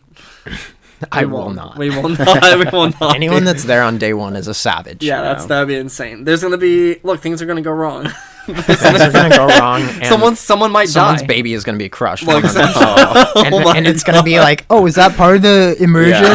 It's like, well, it looks Yeah, like a that real crushed dead. baby. That looks like a real dead baby. It's like, well, it is, bud. Is that one of the like Toy Darian's like toys on the floor? No, that's No, just No, a human that's- child. That's I'm just gonna go to that's this like big champ souvenir stand and just start taking stuff. Be like, oh, look at that guy like stealing stuff from the bounty dude. Put And a I'm bounty. just robbing, Put a bounty on the him, place, yeah. and then you'll have a real gun. put a and bounty on this, and I just run out of. You'll have a real gun and hold Oh. fucking Watto at gunpoint or whatever, Watto, and someone will be like, Say sorry about Anakin. convincing. What if there's like he looks like he's fearing for his life. what if there's a Star Wars Land wide safe word that you have to Ooh. just be like, blue milk, Porg Coruscant, porg. A porg has to be the same. Porgathy P. Johnson. Porg. Porgs are the best character. They are. Porgs are a good addition to the series. Prequels were better. Oh my God. Because no one would just Yeah. naturally No one would say that. Yeah, so, yeah, like, prequels are good. perfect. Prequels are good. You could say porg like in a natural conversation. No one would ever say the prequels are better. Like that won't ever happen. No one will ever say that. Yeah, The that's true. prequels are better. You may come in. What if you just say? What if you say the film is so dense? This film- Every shot is Every so shot dense. is so dense. Yeah. Lols. All right, guys. Speaking of Disney, Yeah. Disney owns Marvel. They own pretty much everything at this point. Yeah, they own my Fox Searchlight. the will to my corpse. They own everything. In your about cryogenically frozen head. A movie came out this weekend, and it's called Black Panther. We all saw it. That's right. Now, Coulter, what did you think of this movie? Well, Whoa. I thought switching it up. So unexpected. Listen, there's not much more I can do to do the unexpected, but That's right. no, Dane, what did you think? I liked it a lot. Well, let's talk about the fact that it was hyped up to an immense Yeah, degree. I was about to say. So I think, like at work both with like coworkers and customers, everyone was talking about Black Panther because like people would be coming in there like, They pretty much still oh, are. we're about to, yeah, and like all over the internet and everything, people are like, oh, we're about to go see Black Panther, or like everyone's asking each other if they want to go see Black Panther. Everyone's talking about it. As with most Marvel movies, I feel like this one is probably the one I've heard talked about most amongst the most different like, groups and types of people, like people who I know for a fact aren't heavily invested in every Marvel movie or like the Marvel universe. I think Black Panther has, for whatever reason, either its cultural impact or just its quality as a film, or maybe it's just the right time for like a comic book movie or something, or like a new character to come along, black or not. I think it just found the right time. It struck the right chord, and everyone seems to be really enjoying it. That being said, I think people are being crucified if they say that they didn't think it was the best movie of all time. Yeah, that's what I'm starting to take issue with. Yeah, and so I will say that it was a little overhyped for me. I don't think it's a 99% on Rotten Tomatoes. Absolutely not. Whatever. I 97 mean, right whatever Rotten Tomatoes is, like, I know it's just a average or whatever. So, or not even that. It's just the number of positive reviews to negative. I don't know what the actual average is on. Does it say on there? Well, the score is 97%. Yeah, but like It looked like IMDb or something. Well, no, because on Rotten Tomatoes they'll do like all the tomato meter is the number of positive compared to negative reviews, and then they have an actual average, which is like a number. What? That's what it is. Or it's No. 97% positive. Yeah, so it's 97% of the reviews were over 60%. That's right. But what's the actual like number? There's no number on Rotten Tomatoes. They do have one on there for every movie. It might not be on the app or on the mobile site, but it has like number of reviews like 400, positive, blah blah blah, negative, da da da, and then they have like the average review score, which is like something completely different. Anyway, I don't know how to so get I don't. to, though. Yeah, I might be able to find it later, but I don't know what the average is. I do think it's one of the best Marvel movies. Probably my personal favorite, like standalone, like solo movie, or at least origin movie. If we're counting Guardians, I guess I would like Guardians more, but like as just a single person, I think it's my favorite one. And there's definitely a lot to like. I can gush about a few scenes in particular and like the soundtrack and all that kind of stuff, but I think this is sadly, I think the hype was too much for this one for me. Yeah. It wasn't even that it didn't necessarily like live up to the expectations of being a good Marvel movie or just a good movie in general. It was that people are making it sound like this was like transcending Marvel and that it was like this cinematic event where it was like, oh my god, you've never seen any movie like Black Panther. Like, this is totally going to blow everything else Marvel has done out of the water. Like, Marvel will never be able to top this. And I don't think that's true at all. Have you ever seen another movie with an entirely black cast? Probably not. I mean, that's not enough for me to say that it's the best movie of all time. But it's culturally significant. It is the most culturally significant Marvel movie ever, and probably ever will be. No, I know. That's why I was saying in the beginning, like, it's whether it's culturally or just... There's a lot of different things that go into making this as popular and as groundbreaking as it is. But I don't know if, like, outside of that, if that's enough to merit its praise. Like, I don't know if that's enough to say that it transcended what the Marvel Universe is. Like, it was still a Marvel movie. It was still a comic book movie. It wasn't like... it's not going to win any Oscars. It's not going to win, like, any huge awards for any filmmaking, anything. And that's why I'm not saying, I don't know, it's tricky to talk about because I don't want to just say that it's the best Marvel movie and like the most significant because of it having an all black cast. Like I feel like that's, I don't want that, discrete I don't want that from to be the movie. Like that doesn't even necessarily like matter as far as the movie goes. Like the cast and the movie are like separate talking points. Yeah, like I think it's amazing that Ryan Coogler is like 30 years old. He directed Fruitvale Station, which had like a super small budget, and then he did Creed, which everyone loved, and it had a little bit of bigger budget, and then Marvel just like blew their load on this one. They're like, okay, just $250+ million budget, whatever it is. And like his success story is awesome, and like the all black cast, and like they have pretty much every like hugely successful and even up and coming like African American actor that you can think of. Every black actor that you can think of is in here, and they all do a fantastic job. All the acting is great, but I don't know if I can just see that and say just based on that it's the best Marvel movie, or that it lived up to the hype. Because none of those things are about the movie itself. Yeah, I know, but I feel like if I don't say that, people are going to criticize me. Yeah, well, I won't. I don't know. Like, if... I don't know. We can't sit here and say, well, if the cast wasn't all black, would people still like this movie as much? Because there's no way for us to know. Well, yeah. I mean, it's intertwined, but... Yeah, it's very empowering. Like, I've seen a lot of people saying, like, okay, it's not a movie about... The main character isn't black, or the main character is black, and it's not about him. It's not about him being a singer or being addicted to drugs or like being like a sports player or like every stereotype, which is unfortunately true. But rather that it's a Marvel movie, but it happens to feature a predominantly black cast, and they all kick ass, and they're all really good, and like now, black boys and girls have role models in some way. Either it's Black Panther or it's like Lupita Nyong'o's character or like Michonne from Walking Dead. Like all those people, they're all great. But I don't know if like that's enough for me to say. Like I can't just say like based on its cultural impact that it's the best Marvel movie. Yeah. You don't have to, but I was just bringing that up as one, to ruffle your feathers a little bit, and two, because... But I mean, it's tricky to talk about. That is a very culturally significant thing that happened. Like, no, you probably won't see a movie like this again for a while, especially not Marvel, until Black Panther 2 comes out. Yeah, it's like that's like a thing that does transcend like the Marvel universe by itself. Like that in itself is something like, all right, that's pretty cool. Like that does. That's pretty amazing. That does, but I don't know if the film itself does. I mean, separated from that, I do think that this is one of the like better, if not one of the best Marvel movies. Like the acting and the story for me was like leagues above like anything else I've seen lately from Marvel. Like the acting and the story is better than Thor Ragnarok. I don't think the action is that much better. In fact, I think it's kind of worse. But like that's still a one point of the movie. I mean, the storyline is probably the best.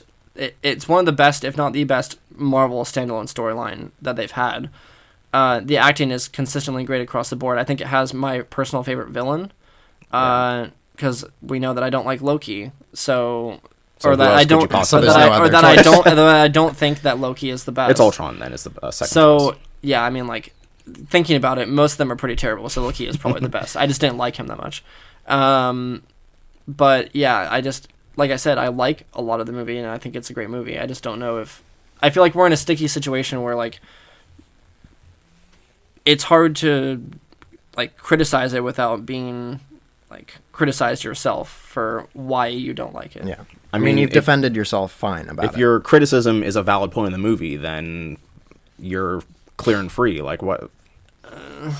If your criticism is I don't like it because they're black, then that's an issue. That's definitely that's obviously not it. But it's like I feel like basically my point is that I think the cultural aspects of this are being they are extremely significant and like groundbreaking in like both for Hollywood and especially for Marvel, because Marvel is on such a grand scale that the world is watching Marvel essentially. Like if they see Marvel do this, then everyone is exposed to it and everyone is aware that like, wow, okay, we can have literally like 99.9% of our actors be black, and it can be like one of the best movies ever, and it doesn't matter whether they are black or white. It just matters that like this is a really empowering movie for everyone involved, and for like generations of black kids growing up with like a black superhero that they can connect with. But I just don't want that to overshadow and like distract from whether or not the movie was actually that good. Like, I mean, do you think the movie is that good? Because it seems like you said it was one of the best Marvel films. It is, but people are saying that it's like the hands down the best like Marvel movie ever made, and that like nothing will ever come close or top it. And I don't think I that's take the true. reins here for a minute? Yeah. There's a review here that I sent to you guys that says, "Believe the hype. Black Panther transcends its comic book origins, achieving a mythic grandeur that's nothing short of exhilarating."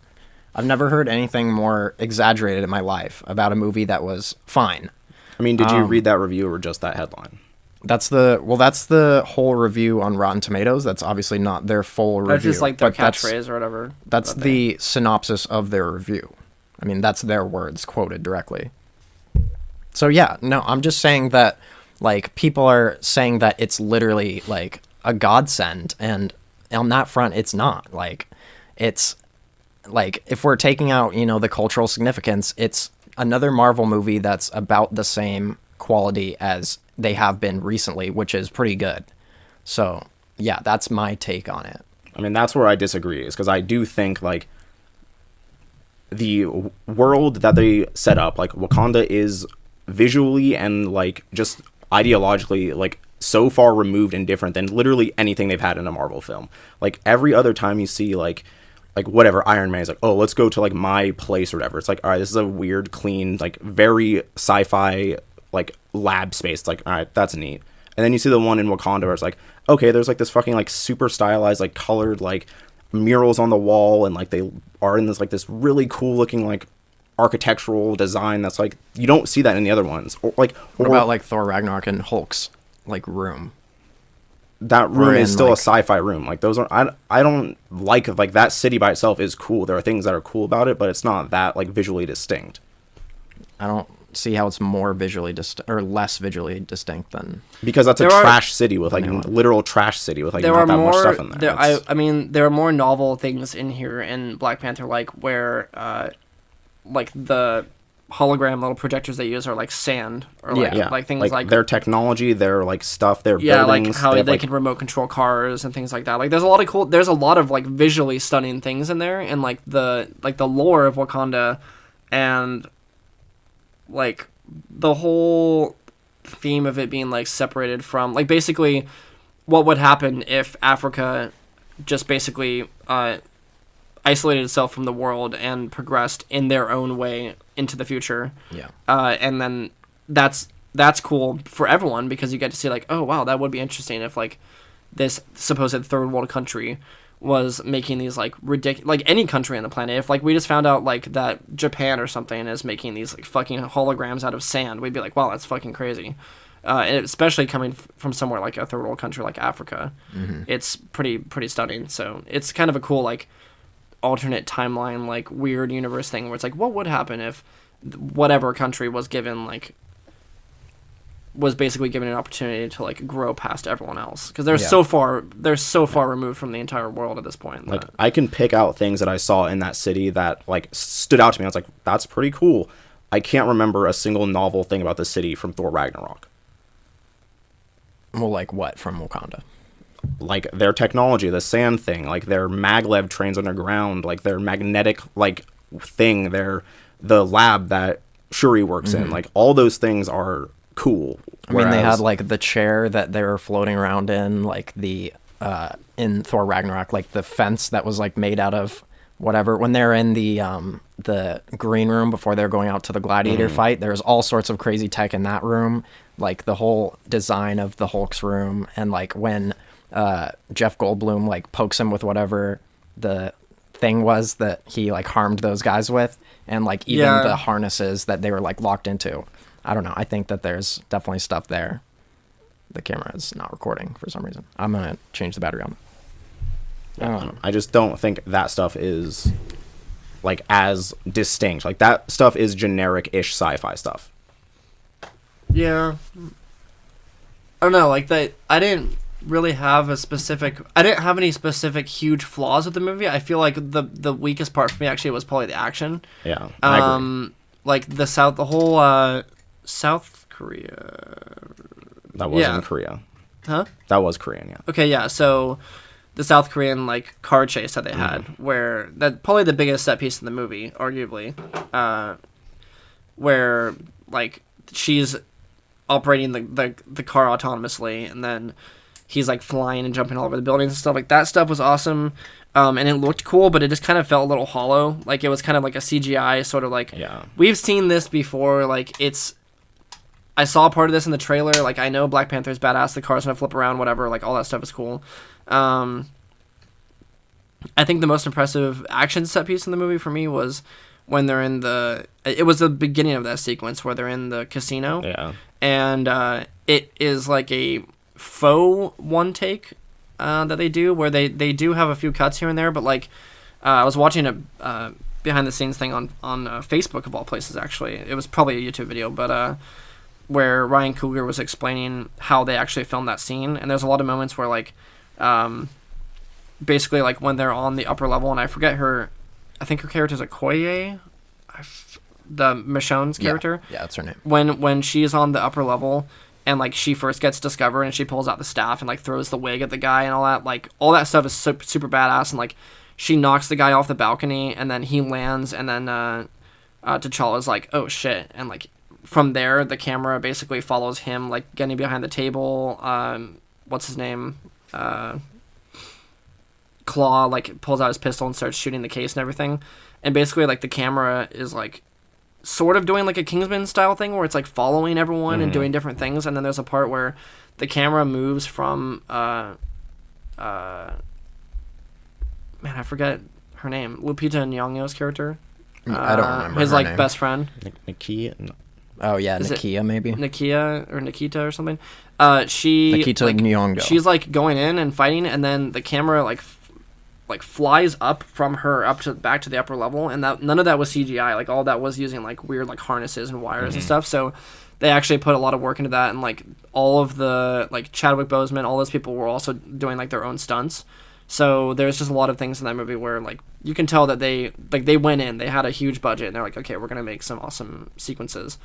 But then the whole car chase was a little too CGI for me. Like, I didn't really like the final battle between him and Killmonger. Like, I thought that was really, really generic. No investment. And, like, I just didn't care. And I was like, until the very end when they were like talking. When they were talking, and I was like, okay, so this is interesting because he's like the entire time his conflict was very real, and you can sympathize with a lot of things that he's doing.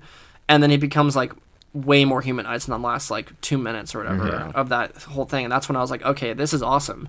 But that whole sequence beforehand when they're flying and like falling and doing that midair battle, I was like, no, this is too. And the CGI didn't even look that good. Yeah, I know it didn't look that good. And I was like, this is too superhero movie. Like this is too Marvel. like 2005 Marvel. Like we need like. There was a brief 2018 moment Marvel. at the end when they hit down on the trains and like both of them like clash with each other, and they do like this Dragon Ball Z-ass thing where like their like aura colors like spark off each other. Yeah, that was cool. Are we about to have like a fucking anime-ass fight right now with like some like exploding? I was like, no, it's just gonna be like a CGI fight. I was like, it was just upsetting because they're doing that. Like there was kind of some cool like shots there where like they're fighting and then they both push off each other and the train comes towards the camera and they're both separate on either side. Like some stuff there was cool, but yeah, I don't know.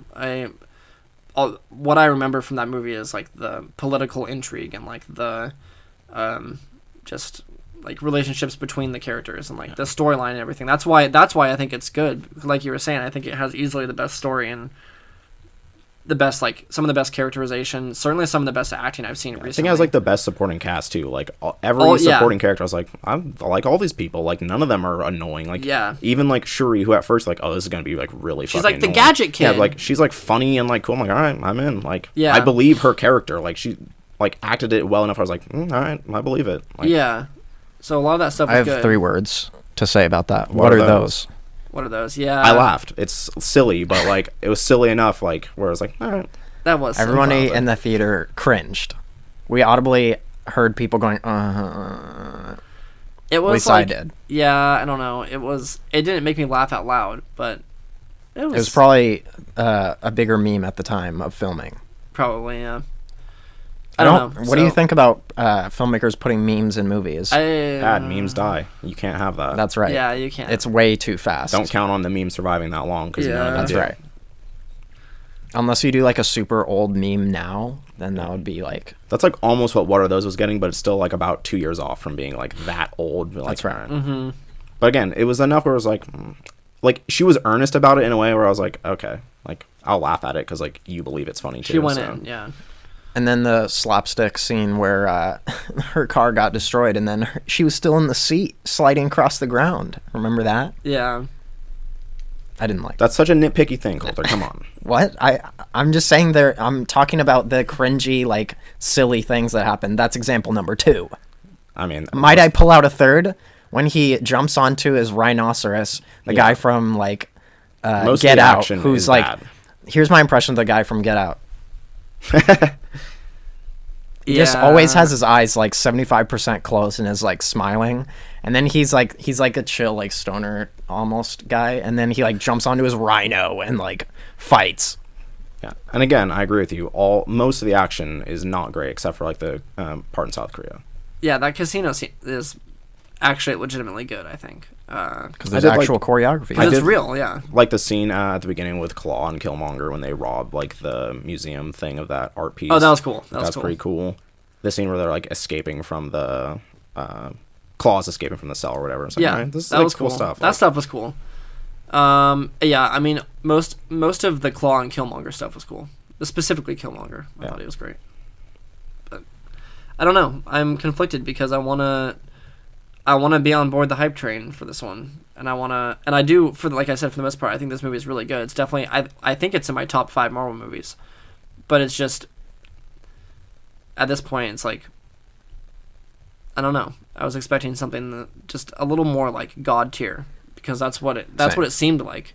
Yeah. And so Everybody was like, telling us that like, it was. Well, yeah, but this is what I mean is like when every so often there's a Marvel movie that comes out where like everyone is universally like on board with it. Like Winter Soldier is probably the last big one where everyone was like, okay, you need to see Winter Soldier because Captain America fucking kicks ass, and everyone's like, I didn't like the first Avenger. It's like, no, you have to see this. This movie's awesome. And then maybe like the next one was probably Guardians of the Galaxy. Everyone was like, Guardians of the Galaxy is so good. It's the best movie ever, and it was really awesome. And then this one, and I guess going forward, Infinity War, everyone is hyping these up to be like the like definitive Marvel movies that like are like the pinnacle of what Marvel can do. And I think this fell just short of that. Like, it is good in a lot of ways, but this is not the best that Marvel would do, I don't think. Mm-hmm. It didn't have it as a whole. It is not the best. It needed better action. It needed like a few different things, but so Yeah. Also, I can't forget to bring this up. So, Mega 64 has a joke about how there's like edgy kids that will, if you're talking about like, oh, there's this super emotional moment in the movie, it was so dark, like I can't believe that happened, and then someone in the comments or something like that will be like, oh, I laughed during that part. And it's like, wow, you're so cool, dude. Like, you laughed during that. Yeah. But that kind of happened in this when we were watching this. So there's a scene where, spoiler alert, where Eric Killmonger claims the throne as king. And then one of his first things that he does is go to the room with all the Black Panther flowers, where if you eat it, you get superpowers. And then he's like, burn it all down. He says to the old lady, like, keeper of the flowers, he's like, burn them all. Like, I don't need it. And then she's like, I don't know. And then he grabs her by the neck and hoists her above his head and says, when I tell you to do something, you do that shit. And then a kid in front of us just laughs. He's like it was pretty much dead silent, and that dude just burst out. I don't remember that. Really? I specifically remember in my chair just like leaning to the side and like, really, dude? Like, I honestly don't. couldn't hold that one I in don't a little remember bit? that, and maybe that's a testament to how immersed I was in the film. It was supposed to be a moment where you look at your bad guy and you're like, wow, he really is a bad person. Mm-hmm. And you're supposed to be like, okay, I want him taken out. I want him killed. And now instead, it's just that guy in the front row of the movie theater. I'm like, Who's a you're an awful sociopath. person. Man, Yeah. Listen. So, yeah, I needed to bring that up. I Every couldn't forget movie that. has at least one person in there who has a transgression. dude, that was when we were watching Star Wars. Star Wars. That mom, remember? Yeah, just like God, it's just every movie. Like, you can't escape it. That's why I just don't like going to the movie theater that much. I like it because it's the only way to watch those movies, but you can't escape people.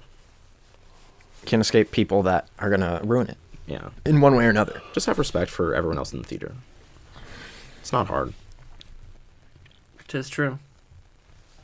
All right. So yeah, good movie. I would say overhyped.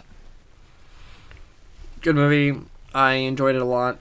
I expected just a little bit more out of it. Me too. It was the hype's fault. It was kind of, yeah. If they had just said, like, if it had good reviews and everyone was like, yeah, this is a solid Marvel movie, like, this is a great movie, I would have been like, yeah. I would have been probably saying the exact same thing I'm saying now. I don't know if I'd be saying that it fell short. I would probably be like, yeah, this is fantastic. But I think it was hailed as being like this like biblical second coming of Marvel, and I don't know if it was. And like how it was kind of having the Get Out syndrome of like every single person is reviewing it positively, and then when someone reviews it negatively, it's like, oh, how dare you? This is the pinnacle of film. It's like, wait, is it though? Like, yeah. So that annoyed me also. And also Get Out, you can't deny that it's like a groundbreaking film. Oh, so, yeah. Yeah. Yeah, I think very culturally significant. It's making waves in the Hollywood community. Talking in the about world. Get Out? Well, both, but specifically Black Panther right now. I'm talking about. Yeah, I don't know. It's had quite the impact. It's started an interesting conversation between people for whatever they're talking about. It's bringing up crucial dialogue in this country. So. And sending a lot of people to see the film. Yeah, I'm trying to be. I think you're worrying too much about being. I don't know. PC. I know because it's like, it's a big deal. So. If anyone says anything to you in the comments, lambasting you. Well, no one will because no one watches that's right. the podcast anyway. So. I think there are you can make a valid criticism of the movie and separate that from having a cultural significance. And if you do that, like, that's fine. But there are certainly reviews out there that are like, everyone is just saying this movie is great because everyone's black in it. And it's like, that's not you can't criticize the movie like that. That's not the way to criticize that. That's ignorant. That's just being stupid. But like, if you write your review and say, yeah, like, I just didn't like the action, I didn't think like the writing was that great, like, whatever, good on you. That's certainly possible. And if someone criticizes that, like, then they're just being a little bit dumb. I just feel like people are latched onto that a lot. So people do that. Yeah, it's unfortunate, but anyway, we just need more of them so that it becomes more normal. Exactly. Mm-hmm. We shouldn't even have to discuss this as if it's abnormal. It is right now. It shouldn't be. We're gonna be the ones to put our. We're fist SJWs, down. all right. I wouldn't have brought it up at all. Listen, by you guys bringing it up, you're part of the problem. Okay. It should just be normal. Oh, we're going in here, aren't we? Oh. No, just kidding. All right. Anything else? That's it. All right. What do we give it? I'm gonna give this movie. There's no number-related things in this movie, hard. Jordan. I'm thinking very hard, and I can't quite get it. So someone else is gonna have to give a review first, so I can. 3 spirit beads out of 4. I'm gonna give it an A. I have to say, you gave this movie an A, but you gave 3 billboards outside Wakanda. You were disappointed by it, and you gave it an A. I'm not. I was disappointed, but I'm not. It's Because not a bad movie. Yeah. It's like I can't say anything about this is bad. Like, I'm disappointed that it's not a 10.5. Like that's what I thought it was gonna be. So, I guess mark that off. But no, I can't say this is a bad movie at all because it's not. So, I'm gonna give this. What are those? Joke is too old. Out of. No, I can't do that one either. You were really stretching on that one. I was like, where is this going to go? No, that's hard. You panicked. All right, I'm going to give this movie. There's like no number related it's literally impossible. things in the movie. You could just say, you gave this... 2 Black Panthers You gave this 2... Well, because there's 2 Black Panthers. I'm going to give this movie 5 Wakandan tribes out of 6. Were there 5? Yes. Sure, yes. Yeah, there are. Yes, and. All right.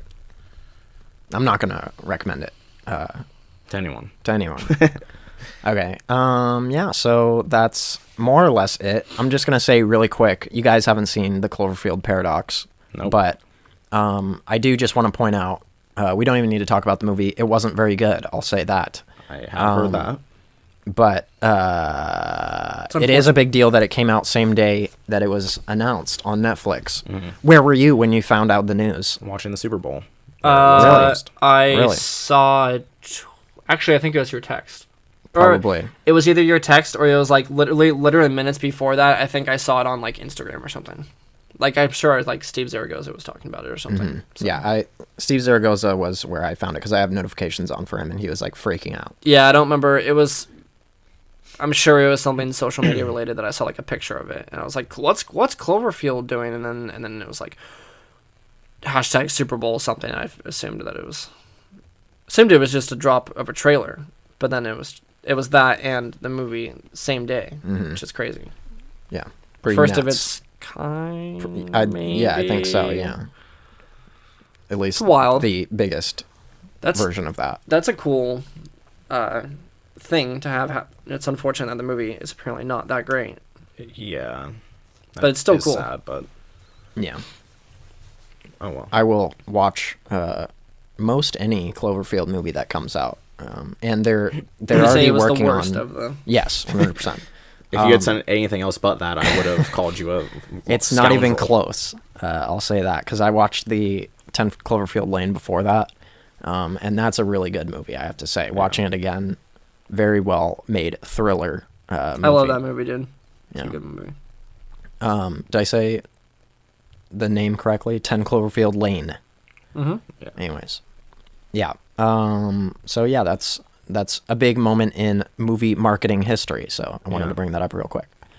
Maybe we'll be seeing more of that in the near future, possibly. Maybe. It's possible. I think it's hard because you have to like fly under the radar, and it's really hard to do that. That's true, and also like because movies drop on Netflix all the time, but like you don't know about it because it's not like a high-profile movie, so it does need a little bit of marketing like jump so you can like hear about it first. But that's still a cool like thing. If they announced the Star Wars TV show and it's directly on Netflix, that'll be pretty lit. Yeah. So if they realistically, the only way they could have done this was via the Super Bowl. It's the best way to do it. I mean, they could have done it whenever they wanted to. Would it have been anywhere close to as impactful as it was now? Yeah. No. That's right. Interesting, to say the least. All right. Well, Netflix has balls.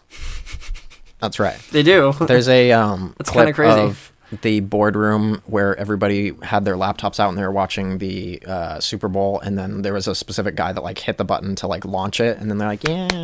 So that was kind of cool. That's to just neat. like see the behind the scenes because you rarely see anything like that. Mm-hmm.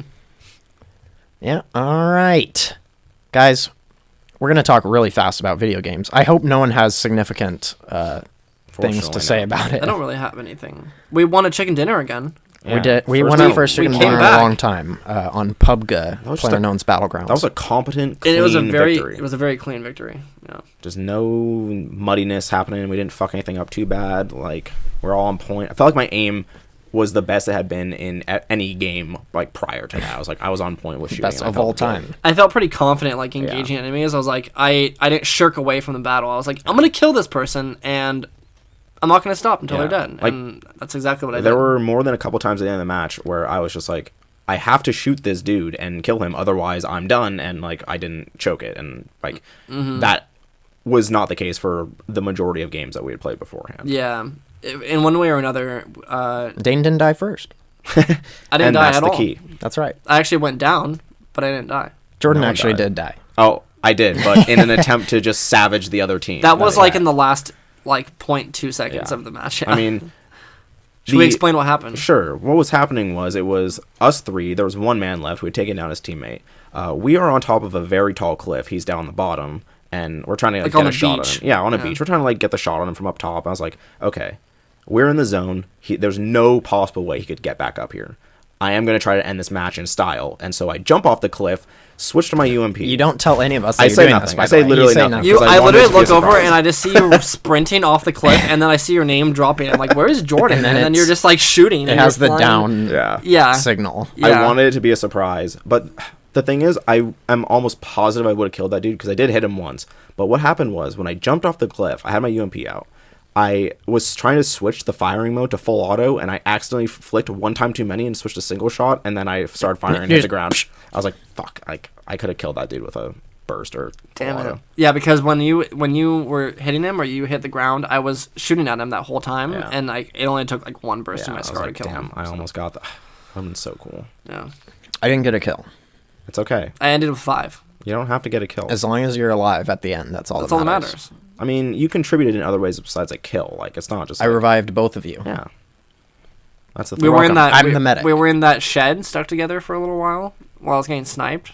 Using all of our healing items to, like, do take nothing. Pot shots at very far away people and then get shot. Yeah. Yeah. But that felt good. I mean, if for there a while were cards at the end, like Overwatch, I would have gotten the healing. That's true. Thumbs up. At the end there, or just that match in particular, I will say that was the first match we played all 3 of us together that night, and the only match we played all 3 of us together that night, and we won. I'm sure of that. Are you?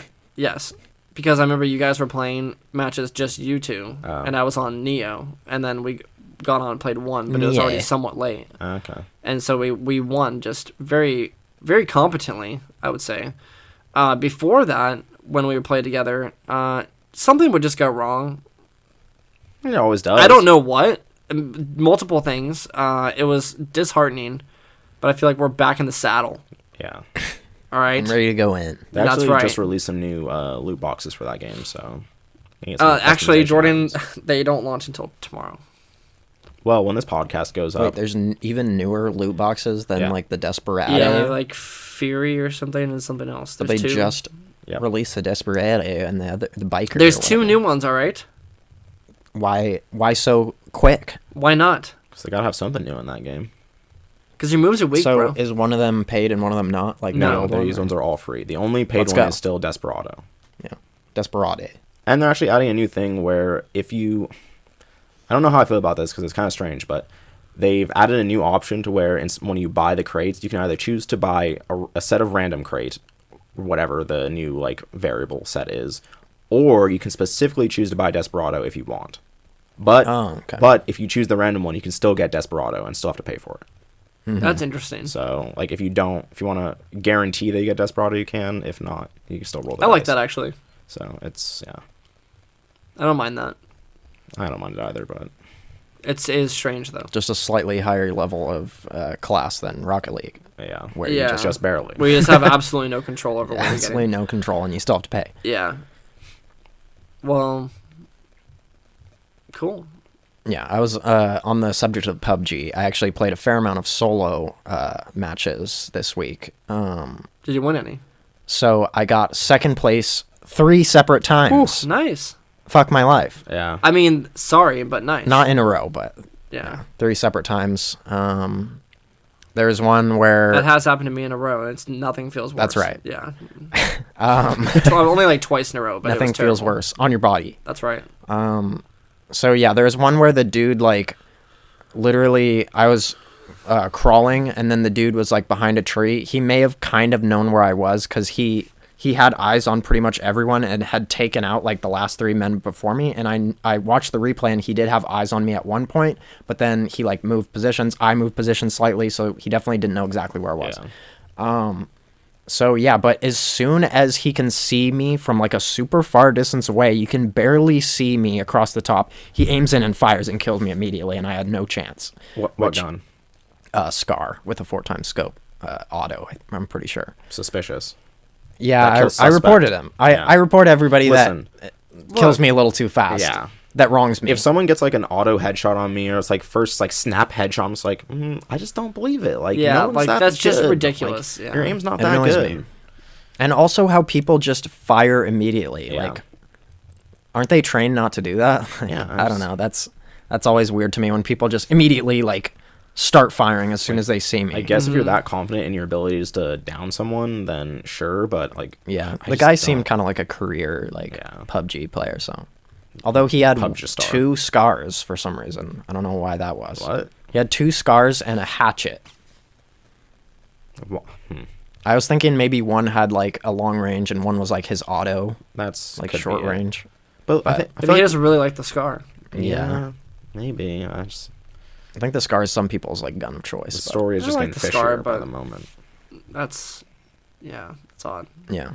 Okay, and then there's one I actually enjoyed where I got a couple kills and it was like a fun match to play, and then at the very end it was me and this other guy on the new map, and we were going around this hay bale. We were just literally in a close range gunfight, do-si-doing around the hay bales, exchanging like automatic fire shots. Yeah, and it was so scary. Like, it was so tense. And then eventually the guy kills me, which was really sad. And I was like, he shot me in the back too, which is always sad, like when you don't really get like a good chance. But yeah, he shot me like a couple times while I was looking at him, and then I was like, oh, I'm done, I need to run. And then he shoots me like one last time in the back, and I just fall down. And Crumple. so sad. It's upsetting. And then I was trying to remember what the last one was, but I guess it wasn't that interesting. But the first one I talked about, I was in a boat at one point, and there was like a care package way out to sea, and like no one was going for it, so I just went and got it. And then as I was going back, it was one of those like sheer rock face situations where you have to get back up because the circle is getting small. Yeah. And so I just could not find a way to like get up this cliff, and it was like the circle had already like gone past me, so I was losing health. What am I doing? And then it was just so scary. I was like, am I really like gonna get the care package, like come in like top And 20 die from the zone. and die from the zone when I can't like get up a cliff? So yeah, that was really scary for me. But That's honestly the if most scared I've ever been in my life, hands down. if you die by the zone, like Just when you're towards top 10, it's the worst feeling in the world. Yeah, because you could have avoided it. You could. In any case. Because you made it that far. All you have to do is run. Get killed Yeah. by the game. Yeah. At this point, I've realized that you literally just need to go to like the center of the circle at your earliest convenience. Find a good spot, stake out. Yeah, not like every single time the circle moves, but like at some point during the discretion. game, you need to go to the center of the circle. Mm-hmm. So yeah. Look, it's scary. In the middle of the game, it's hard to think clearly about what you're supposed to do. That's right. Or why it's rather, fun. think logically, Unless you're a trained killer in that game. I guess. Which clearly some people are. Some people are stone cold in that game. It's true. Some people fire from the hip. We've had moments where we just became an elite death squad. There was that one match we played where we just hunted everyone. I mean, sometimes that's what you can just do. Just like, let's just kill these. Like, we're going to have to get to them eventually, or like they're in front of us. We might as well take them out. I mean, Yeah. It's fun. Any other games you guys want to talk about?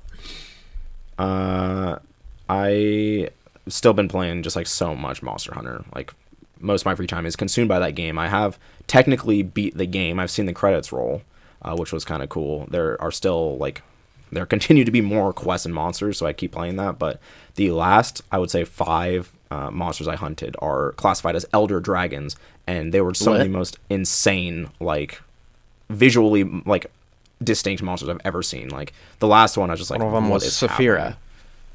Is that from Aragon? Yes. Yes. How dare you. Almost looked somewhat similar. Let's be. One of the ones is blue. Let's be real. There's like this really like cool looking, just like plagued like meat falling off the bone dragon knife. I was like, this is fucking cool. So that's been scary. I haven't was played that in a scary. minute. Yeah, I haven't played much that. of Are there the names? Do you know the names of any of the other dragons in Aragon? No. There's a red one and a green one and a Eldest. yellow one. No. That was just the name of one of the books. Burn. Christopher Paolini. Do you know any? Brynhilder. Yeah, something like that. Brindorgor. Bruges. But yeah, mostly Monster Hunter. And also, lately I've been playing a little bit of Shadow of the Colossus. I haven't beaten it yet, but I'll get to that eventually. But mostly, last Slime couple Rancher. days, more Kingdom Hearts. Okay. Which I have put about 10 hours into. I just beat Agrabah. So, Okay. Lit level. How do you feel about it? I'm on a level with you. A lot of it I find very tedious. Because anytime I have to go back to Traverse Town, I want to stop playing the game. Because that part isn't fun at all. Like, going through that city, going, like, to, like, just making those, like, back and forth fetch quest things in that town is really annoying. Mm-hmm. But, like, going through the actual game, like, is fun. Seeing all those worlds is still really cool. The boss fights are fun, but... Mm-hmm. The music. The music is also really good. Every time so I start good. the game up, I just like get a little like chill of like nostalgia. I'm like, all right, I love like it's really good. Yeah. The But, sound makes it. The yeah. music is so good. But yeah. And then who can forget Sora's continuous? Yeah.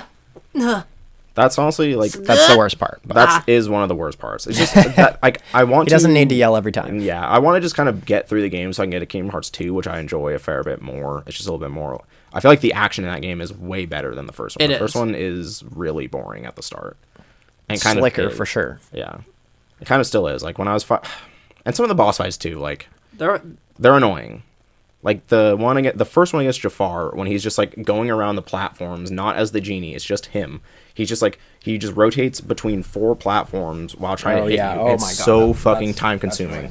yeah. I was just like, you just like, oh, can you hit me up here? It's like, well, I can, but like you're just gonna move away again. I gotta do my 3-hit combo again. Like Yeah. that whole sequence was like, God, just get me out of here. But What about that fight with Clayton though?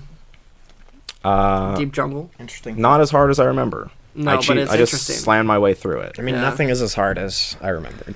I I beat Maleficent Dragon on my first try, so Yeah. Yeah, but I feel like I'm gonna be stressed when I fight Ansem 2 because I remember Ansem 2 was yeah. I That didn't was- actually that get was that the true far test. on my second or on my most recent playthrough. I saved that. man.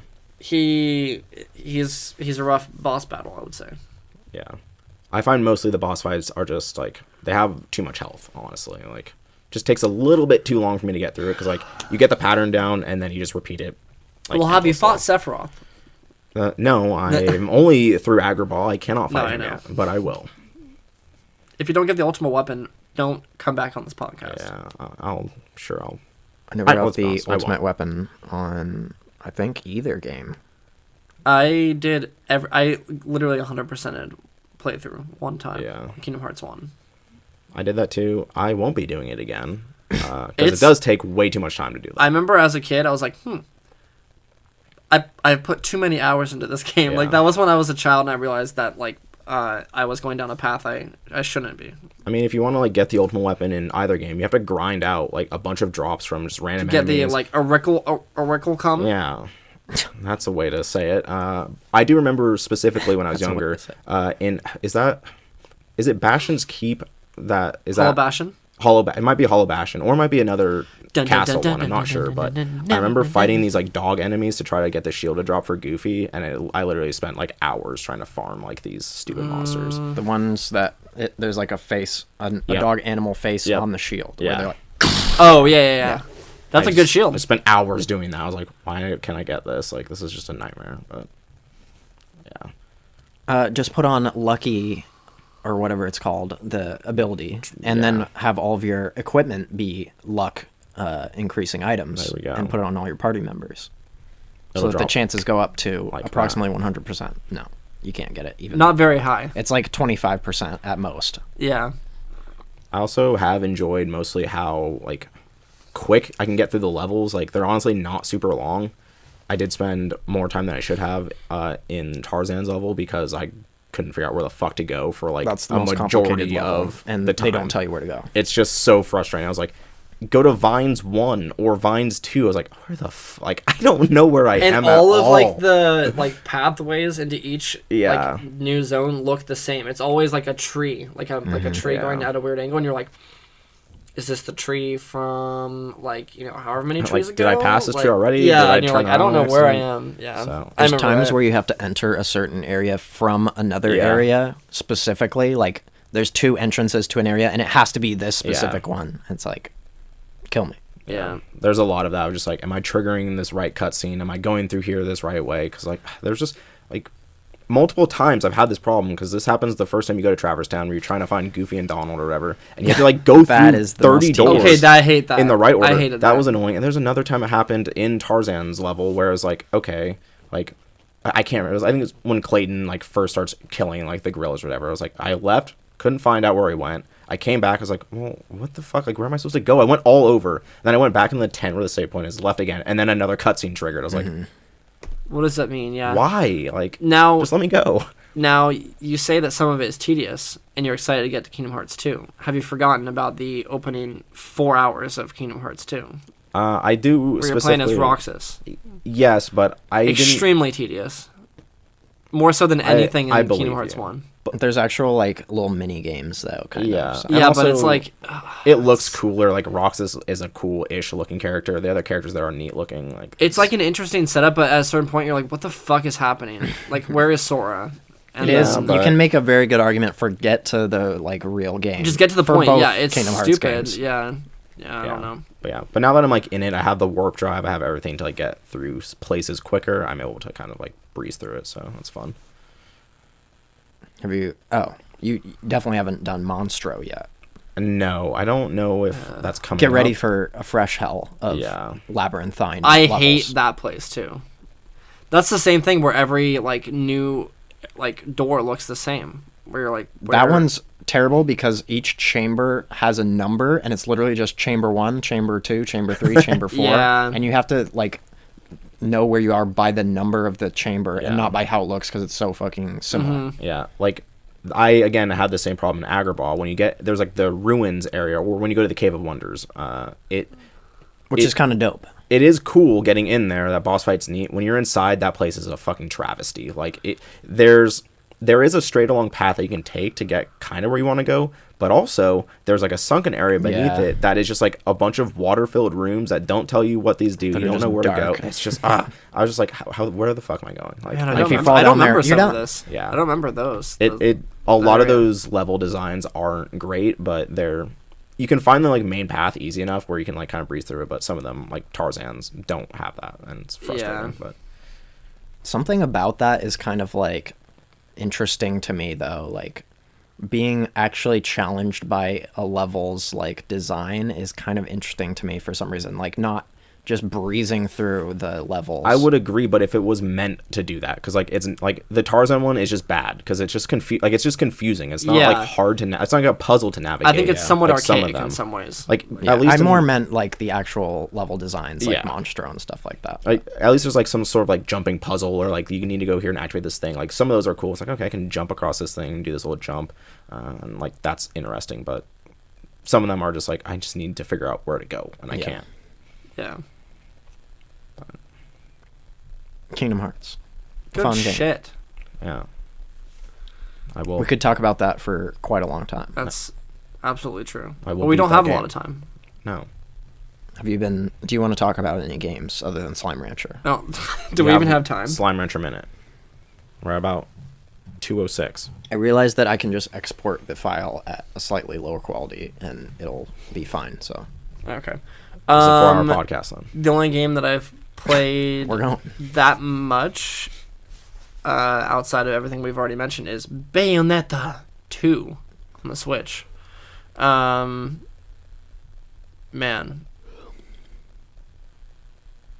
that game's awesome. I want to play it, but I also want to be the first one. It's so good. I'm kind of a sucker for like straight up action games. Like I really like Devil May Cry.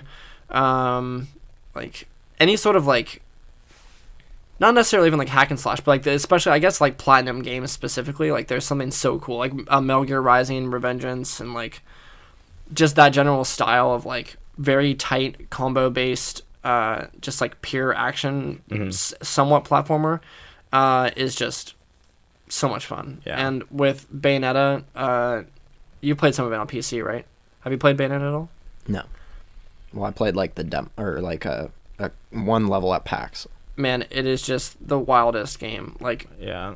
just the concept of it. If you told someone, okay, you're gonna be playing as a witch, who her entire clothing is her hair, and when she does super moves, she becomes naked, and she also has guns on her feet and her hands, and she can spin around and break dance and like And it has like swords summon and axes and yeah, whips and she can summon anything. fucking like giant Heck toads and like like heck hounds out of hair Heck that like bite things, and like a giant like demon monster will show up with a hair sword and like cut someone's head off. And Yeah. like if you said that, they'd be like, that sounds stupid as fuck. But when you play the game, let me tell you, nothing is more lit than doing all those things every single battle. Like it's so much fun. It's pure fun in a video game. Those games have some of the best like executed style I've ever seen in a game. When I first started Bayonetta 1, I had heard a bunch about it. I was like, oh, okay, like a lot of people like this game. I don't know really what it's about. I started and saw like the first like hour cutscene that like the first part of the game is like a cutscene, and then like you fight in another cutscene. I was just like, what the fuck did I get myself into? Because it's so like off the wall crazy, but it's so good. It is like it's anime as fuck too, which is why I like it. It's anime as fuck, and like it's so absurd to the point where like you're wondering if they were just sitting in a room and they're like, what would top this? Like what would just be so crazy that people's jaws just drop? And then they do that every single level, like every single encounter. And in the first level, I'm not kidding, the first level of Bayonetta 2 would be like the craziest set piece of all time in any other game. Like it would be like the final set piece, like boss battle where like the entire game culminated to this moment and you're like, I can't believe this is happening. But it happens within the first 10 minutes of Bayonetta 2, and when you're playing it, you're like, well, this makes sense that this is happening because it's Bayonetta, and it makes no sense, and it's just incredibly just ridiculous. And, like, it's running at a pretty smooth 60 on the Switch.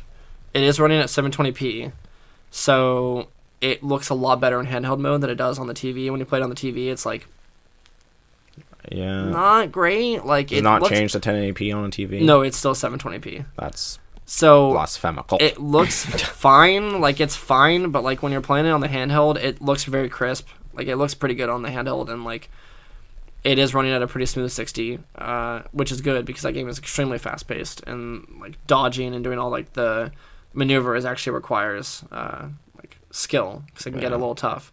And yeah, I don't know, something about that game is. In a world where, you know, we have like our narrative-driven games, and like this is narrative-driven to a certain extent, but the story isn't necessarily the main focus. It's just the crazy shit you're seeing. It's fun to just kind of like turn off your brain, turn on Bayonetta, and like just be consistently entertained. Just literally 100% of the time, I'm entertained by what's happening in that game because it's completely absurd and fun to play. So it's like everything that you need. Great combat. There's a lot of things to unlock and do. There's like a whole scoring system, so if you really care about going back and like, you know, besting your scores or whatever, you can go back and try to get like no hits or like turn up like multipliers on the levels and stuff like that. So like there's a lot of just gameplay there, but if you just want to play through it once, great pacing, excellent cutscenes. It's really funny. Yeah. Like the dialogue is really funny. And like I was laughing out loud at multiple things. Like, I remember Bayonetta 1, so just like as I was playing, like that, even that first hour, I was just like laughing and like smiling because everything is just so over the top. You just can't help but like, wow, this is like hilariously absurd. Yeah, and when you're playing it, like it's not like it's cheesy, but it's like badass too. Yeah. Like when that stuff is happening, I don't want to spoil anything. Let's just say in the beginning of Bayonetta 2. You end up, however this happens, you go from shopping for Christmas. You're going Christmas shopping, and within 5 minutes, you're on the back of a jet plane. That's all I'll say. I'm in. And I won't explain anything else, but it's just like the way that transitions happen and things happen. You're like, are they really going to do this right now? Like, are they really going to go here? And then they do it, but they commit to it all the way, and like they just go with it, and it's so good. So, yeah, I would recommend that game to anyone who just wants to be... who wants to have joy, to feel joy from a video game. It's just pure unadulterated joy. Did you buy the Bayonetta 1 and 2 combo pack or just Bayonetta 2? So on the eShop, they're separate. So if you buy one, you get a discount on the other. So if you buy Bayonetta 1 or 2, it's $49.99, and then Bayonetta 2 or yeah, Bayonetta 2 is $49.99, and Bayonetta 1 separately is $20, but it gets discounted to $10. Okay. No. So it's like 2 for the price of 1, essentially. Don't know why I'm doing that. You touched my cord. I haven't booted up Bayonetta 1 yet. I'm pretty close to beating it on the PC. But I just wanted to see what 2 looked like on the Switch. That's probably why I'll go back and beat it. I don't think that game is very... Like, Bayonetta 1 is not very long, and I would probably just go back and beat it really quickly on the PC and then... Mm-hmm. No, it's not super long. I mean, even Bayonetta 2, I think, is only like... It's under 10 hours, probably. Yeah. But some of the best time you'll spend with an action game, probably ever in my mind. I would say it's near perfect. Jeez. It really is. I don't know. Something about it is just not necessarily for me. Yeah, I mean, it's certainly not a game for everyone, but if if anyone out there enjoys just action games in general, or like even like sort of an action RPG, like there's elements of like you know, buying skills, and like you can get pretty creative with your combos. I would highly recommend Bayonetta. Yeah, because it's the pinnacle of like very tight action gameplay with cool animation and hilarious writing and great cutscenes. Yeah. And funny music too. The whole game is just great. I feel like it might be the thing of if everything is insane, then nothing is insane. Like, no, but like you haven't seen Bayonetta. But no, it literally like will top itself every single time. I promise you that like that's why it's so good, because it doesn't rest on its laurels of being like, we're pretty crazy, right? Like, isn't this a crazy scene? It's like, it is legitimately just so fucking crazy at every turn that I just can't believe that I'm even seeing anything that's happening. So it at some points, I would argue maybe in the second one, like you could have like sensory overload, because there's just so many things happening that you're like so stunned and like you're just like comatose at this point from how many things are getting thrown at you. But I would say at least through the first one and most of the second one, it's pretty novel. Like they consistently come up with original like new gameplay mechanics. Like there's a couple on rail segments in the second one where like things that you would never expect you get thrown into, and it just you go along with it 'cause it's Bayonetta, and you never know what to expect. this is my life now. Yeah, you're like, well, this is what we're doing. But it's all executed very well. So, great games. Well done. All right. Is that everything? I think so. Well, From moi. guys, you got a little supersized episode, kind of, by a couple minutes. Guys, There's a lot to talk about. Listen, if we want Please. to take it to another hour, we could. we will not. Guys, I hope you liked that. If you want to talk to us about it, if you want to, say something into the void about us that we will never read, no, we'll read it. I'll ignore it completely. No, but seriously, if you want to contact us, please contact us at itsnotsosubtle@gmail.com. And we are on all the social medias at It's Not So Subtle on Facebook, Instagram, Twitter, Twitch. Catch us outside there. Is that meme dead? Yes. I would say Thanks. 100% yes. All right. And that's most of our profiles, but if you would be so kind as to review us on iTunes, I made a little picture. Maybe it'll be right here to show you where exactly the review button is on the podcast app. Wouldn't you guys like to know? I do know. I okay. also know where it is. Yeah, you guys are so fucking I think Jordan definitely cool. knows, because I think he might have left. Wait, hold on. I don't know. That was a man named the Killamilla, but That's not right. me. There's but no it can't confirmation. be. Yeah, there's no. You know what I should have done for that is write it the Killamilla instead of So And then there's no way yeah. that it would have been you. like that's The literally Killamilla. you know how I spell That's my not name. That's you. not me. I would have been like THE. Colton Potter? There's no way. Who's Colton that? P. Potton? I don't know. That can't be. It's not me. Dan fam. Lapoon? No. Land upon? Oh, wait, what was it? Enad Tiniopol? Sure. What's that? That's Oh, right. yeah. No. Retlock. Petalk? Wait, no. Retalk. Retop. Yeah. Nice. What's yours? I don't know. Come on, bud.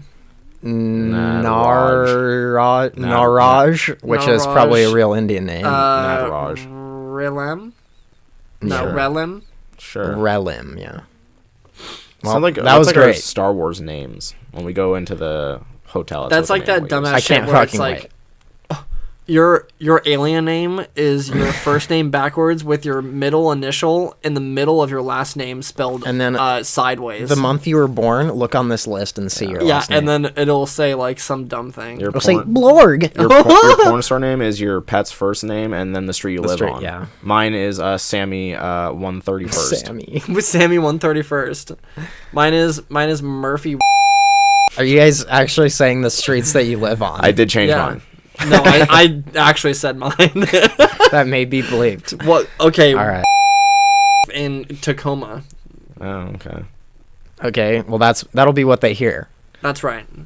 Chop that in there. And then if you're watching this on YouTube, go ahead and leave us a like, maybe a comment, and Maybe both. subscribe if you want to get updates on our new vids. Yeah. And maybe hit the notification button. You can't see this right now because my camera's out, but I hope you're seeing something special.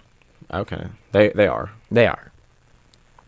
Jordan, where can they find you? You can find me, Jordan Miller, at The Killamilla on most social media websites and video game services, including Twitch, if you want to follow us. If I ever do stream again, I will. Don't worry about it. And if you want to follow my anime blog, where I blog about anime, you can find me at Tenzo-Taicho. Dane. Oh. Well, really, there's only a few spots that you can find me or will want to find me. Those would be Twitter, Instagram, video game platforms, at Lane to Point. But the one you really care about is Pornhub. And you know where to find me already. I have a huge following on there. Nothing huge, but... I have a huge following, nothing huge. I mean, it's like... I don't want to brag, but it's a lot. Well, how many? 6,900. That's passable, I guess. It's pretty good. Now I know why we can't go too much longer than what we thought before, because the SD card is full. Oh. Is it game over? For the video. Oh, okay. I'm so sorry. You're listening to our silky voices for the rest That's right. of the cast, That's which all you is need. about 5 seconds. Now, guys, you're probably wondering, wait, they didn't pull a wacky film. That's right, dipshits, because we already pulled one last week, Seven Samurai, all right? All right, about it. This week we were doing a special Oscar-themed one. Maybe next week we'll watch an Oscar movie too. Maybe we'll watch both. I don't care. I like how you're looking at the camera, but As they if can't. they can't see me. Never look at the camera. I'm looking at the mic. Yeah. Yeah. So anyway, that's all I wanted to say. Pornhub, you got it in. We Right? got the Pornhub. I got to call our viewers dipshits. Well, I called them Checking on the dummies box. on the That's first few. So Sure. So we're good. subtle covered all is the spelled bases. SUBTLE. For Just by the way, for our viewer, I'm sorry. for our viewer, shout out to our viewer. Shout out to and Elfster. also your parents. That's right.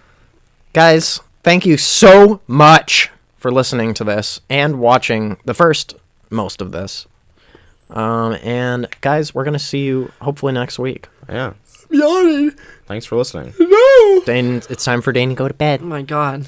That was a really bad time. Good night to you, little Dane. Go to sleep. Time to sleep. This is going a not copyrighted lullaby song.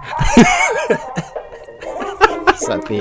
That was giving us a What are we look. doing? That was a wild end. Jordan, take us out. Goodbye.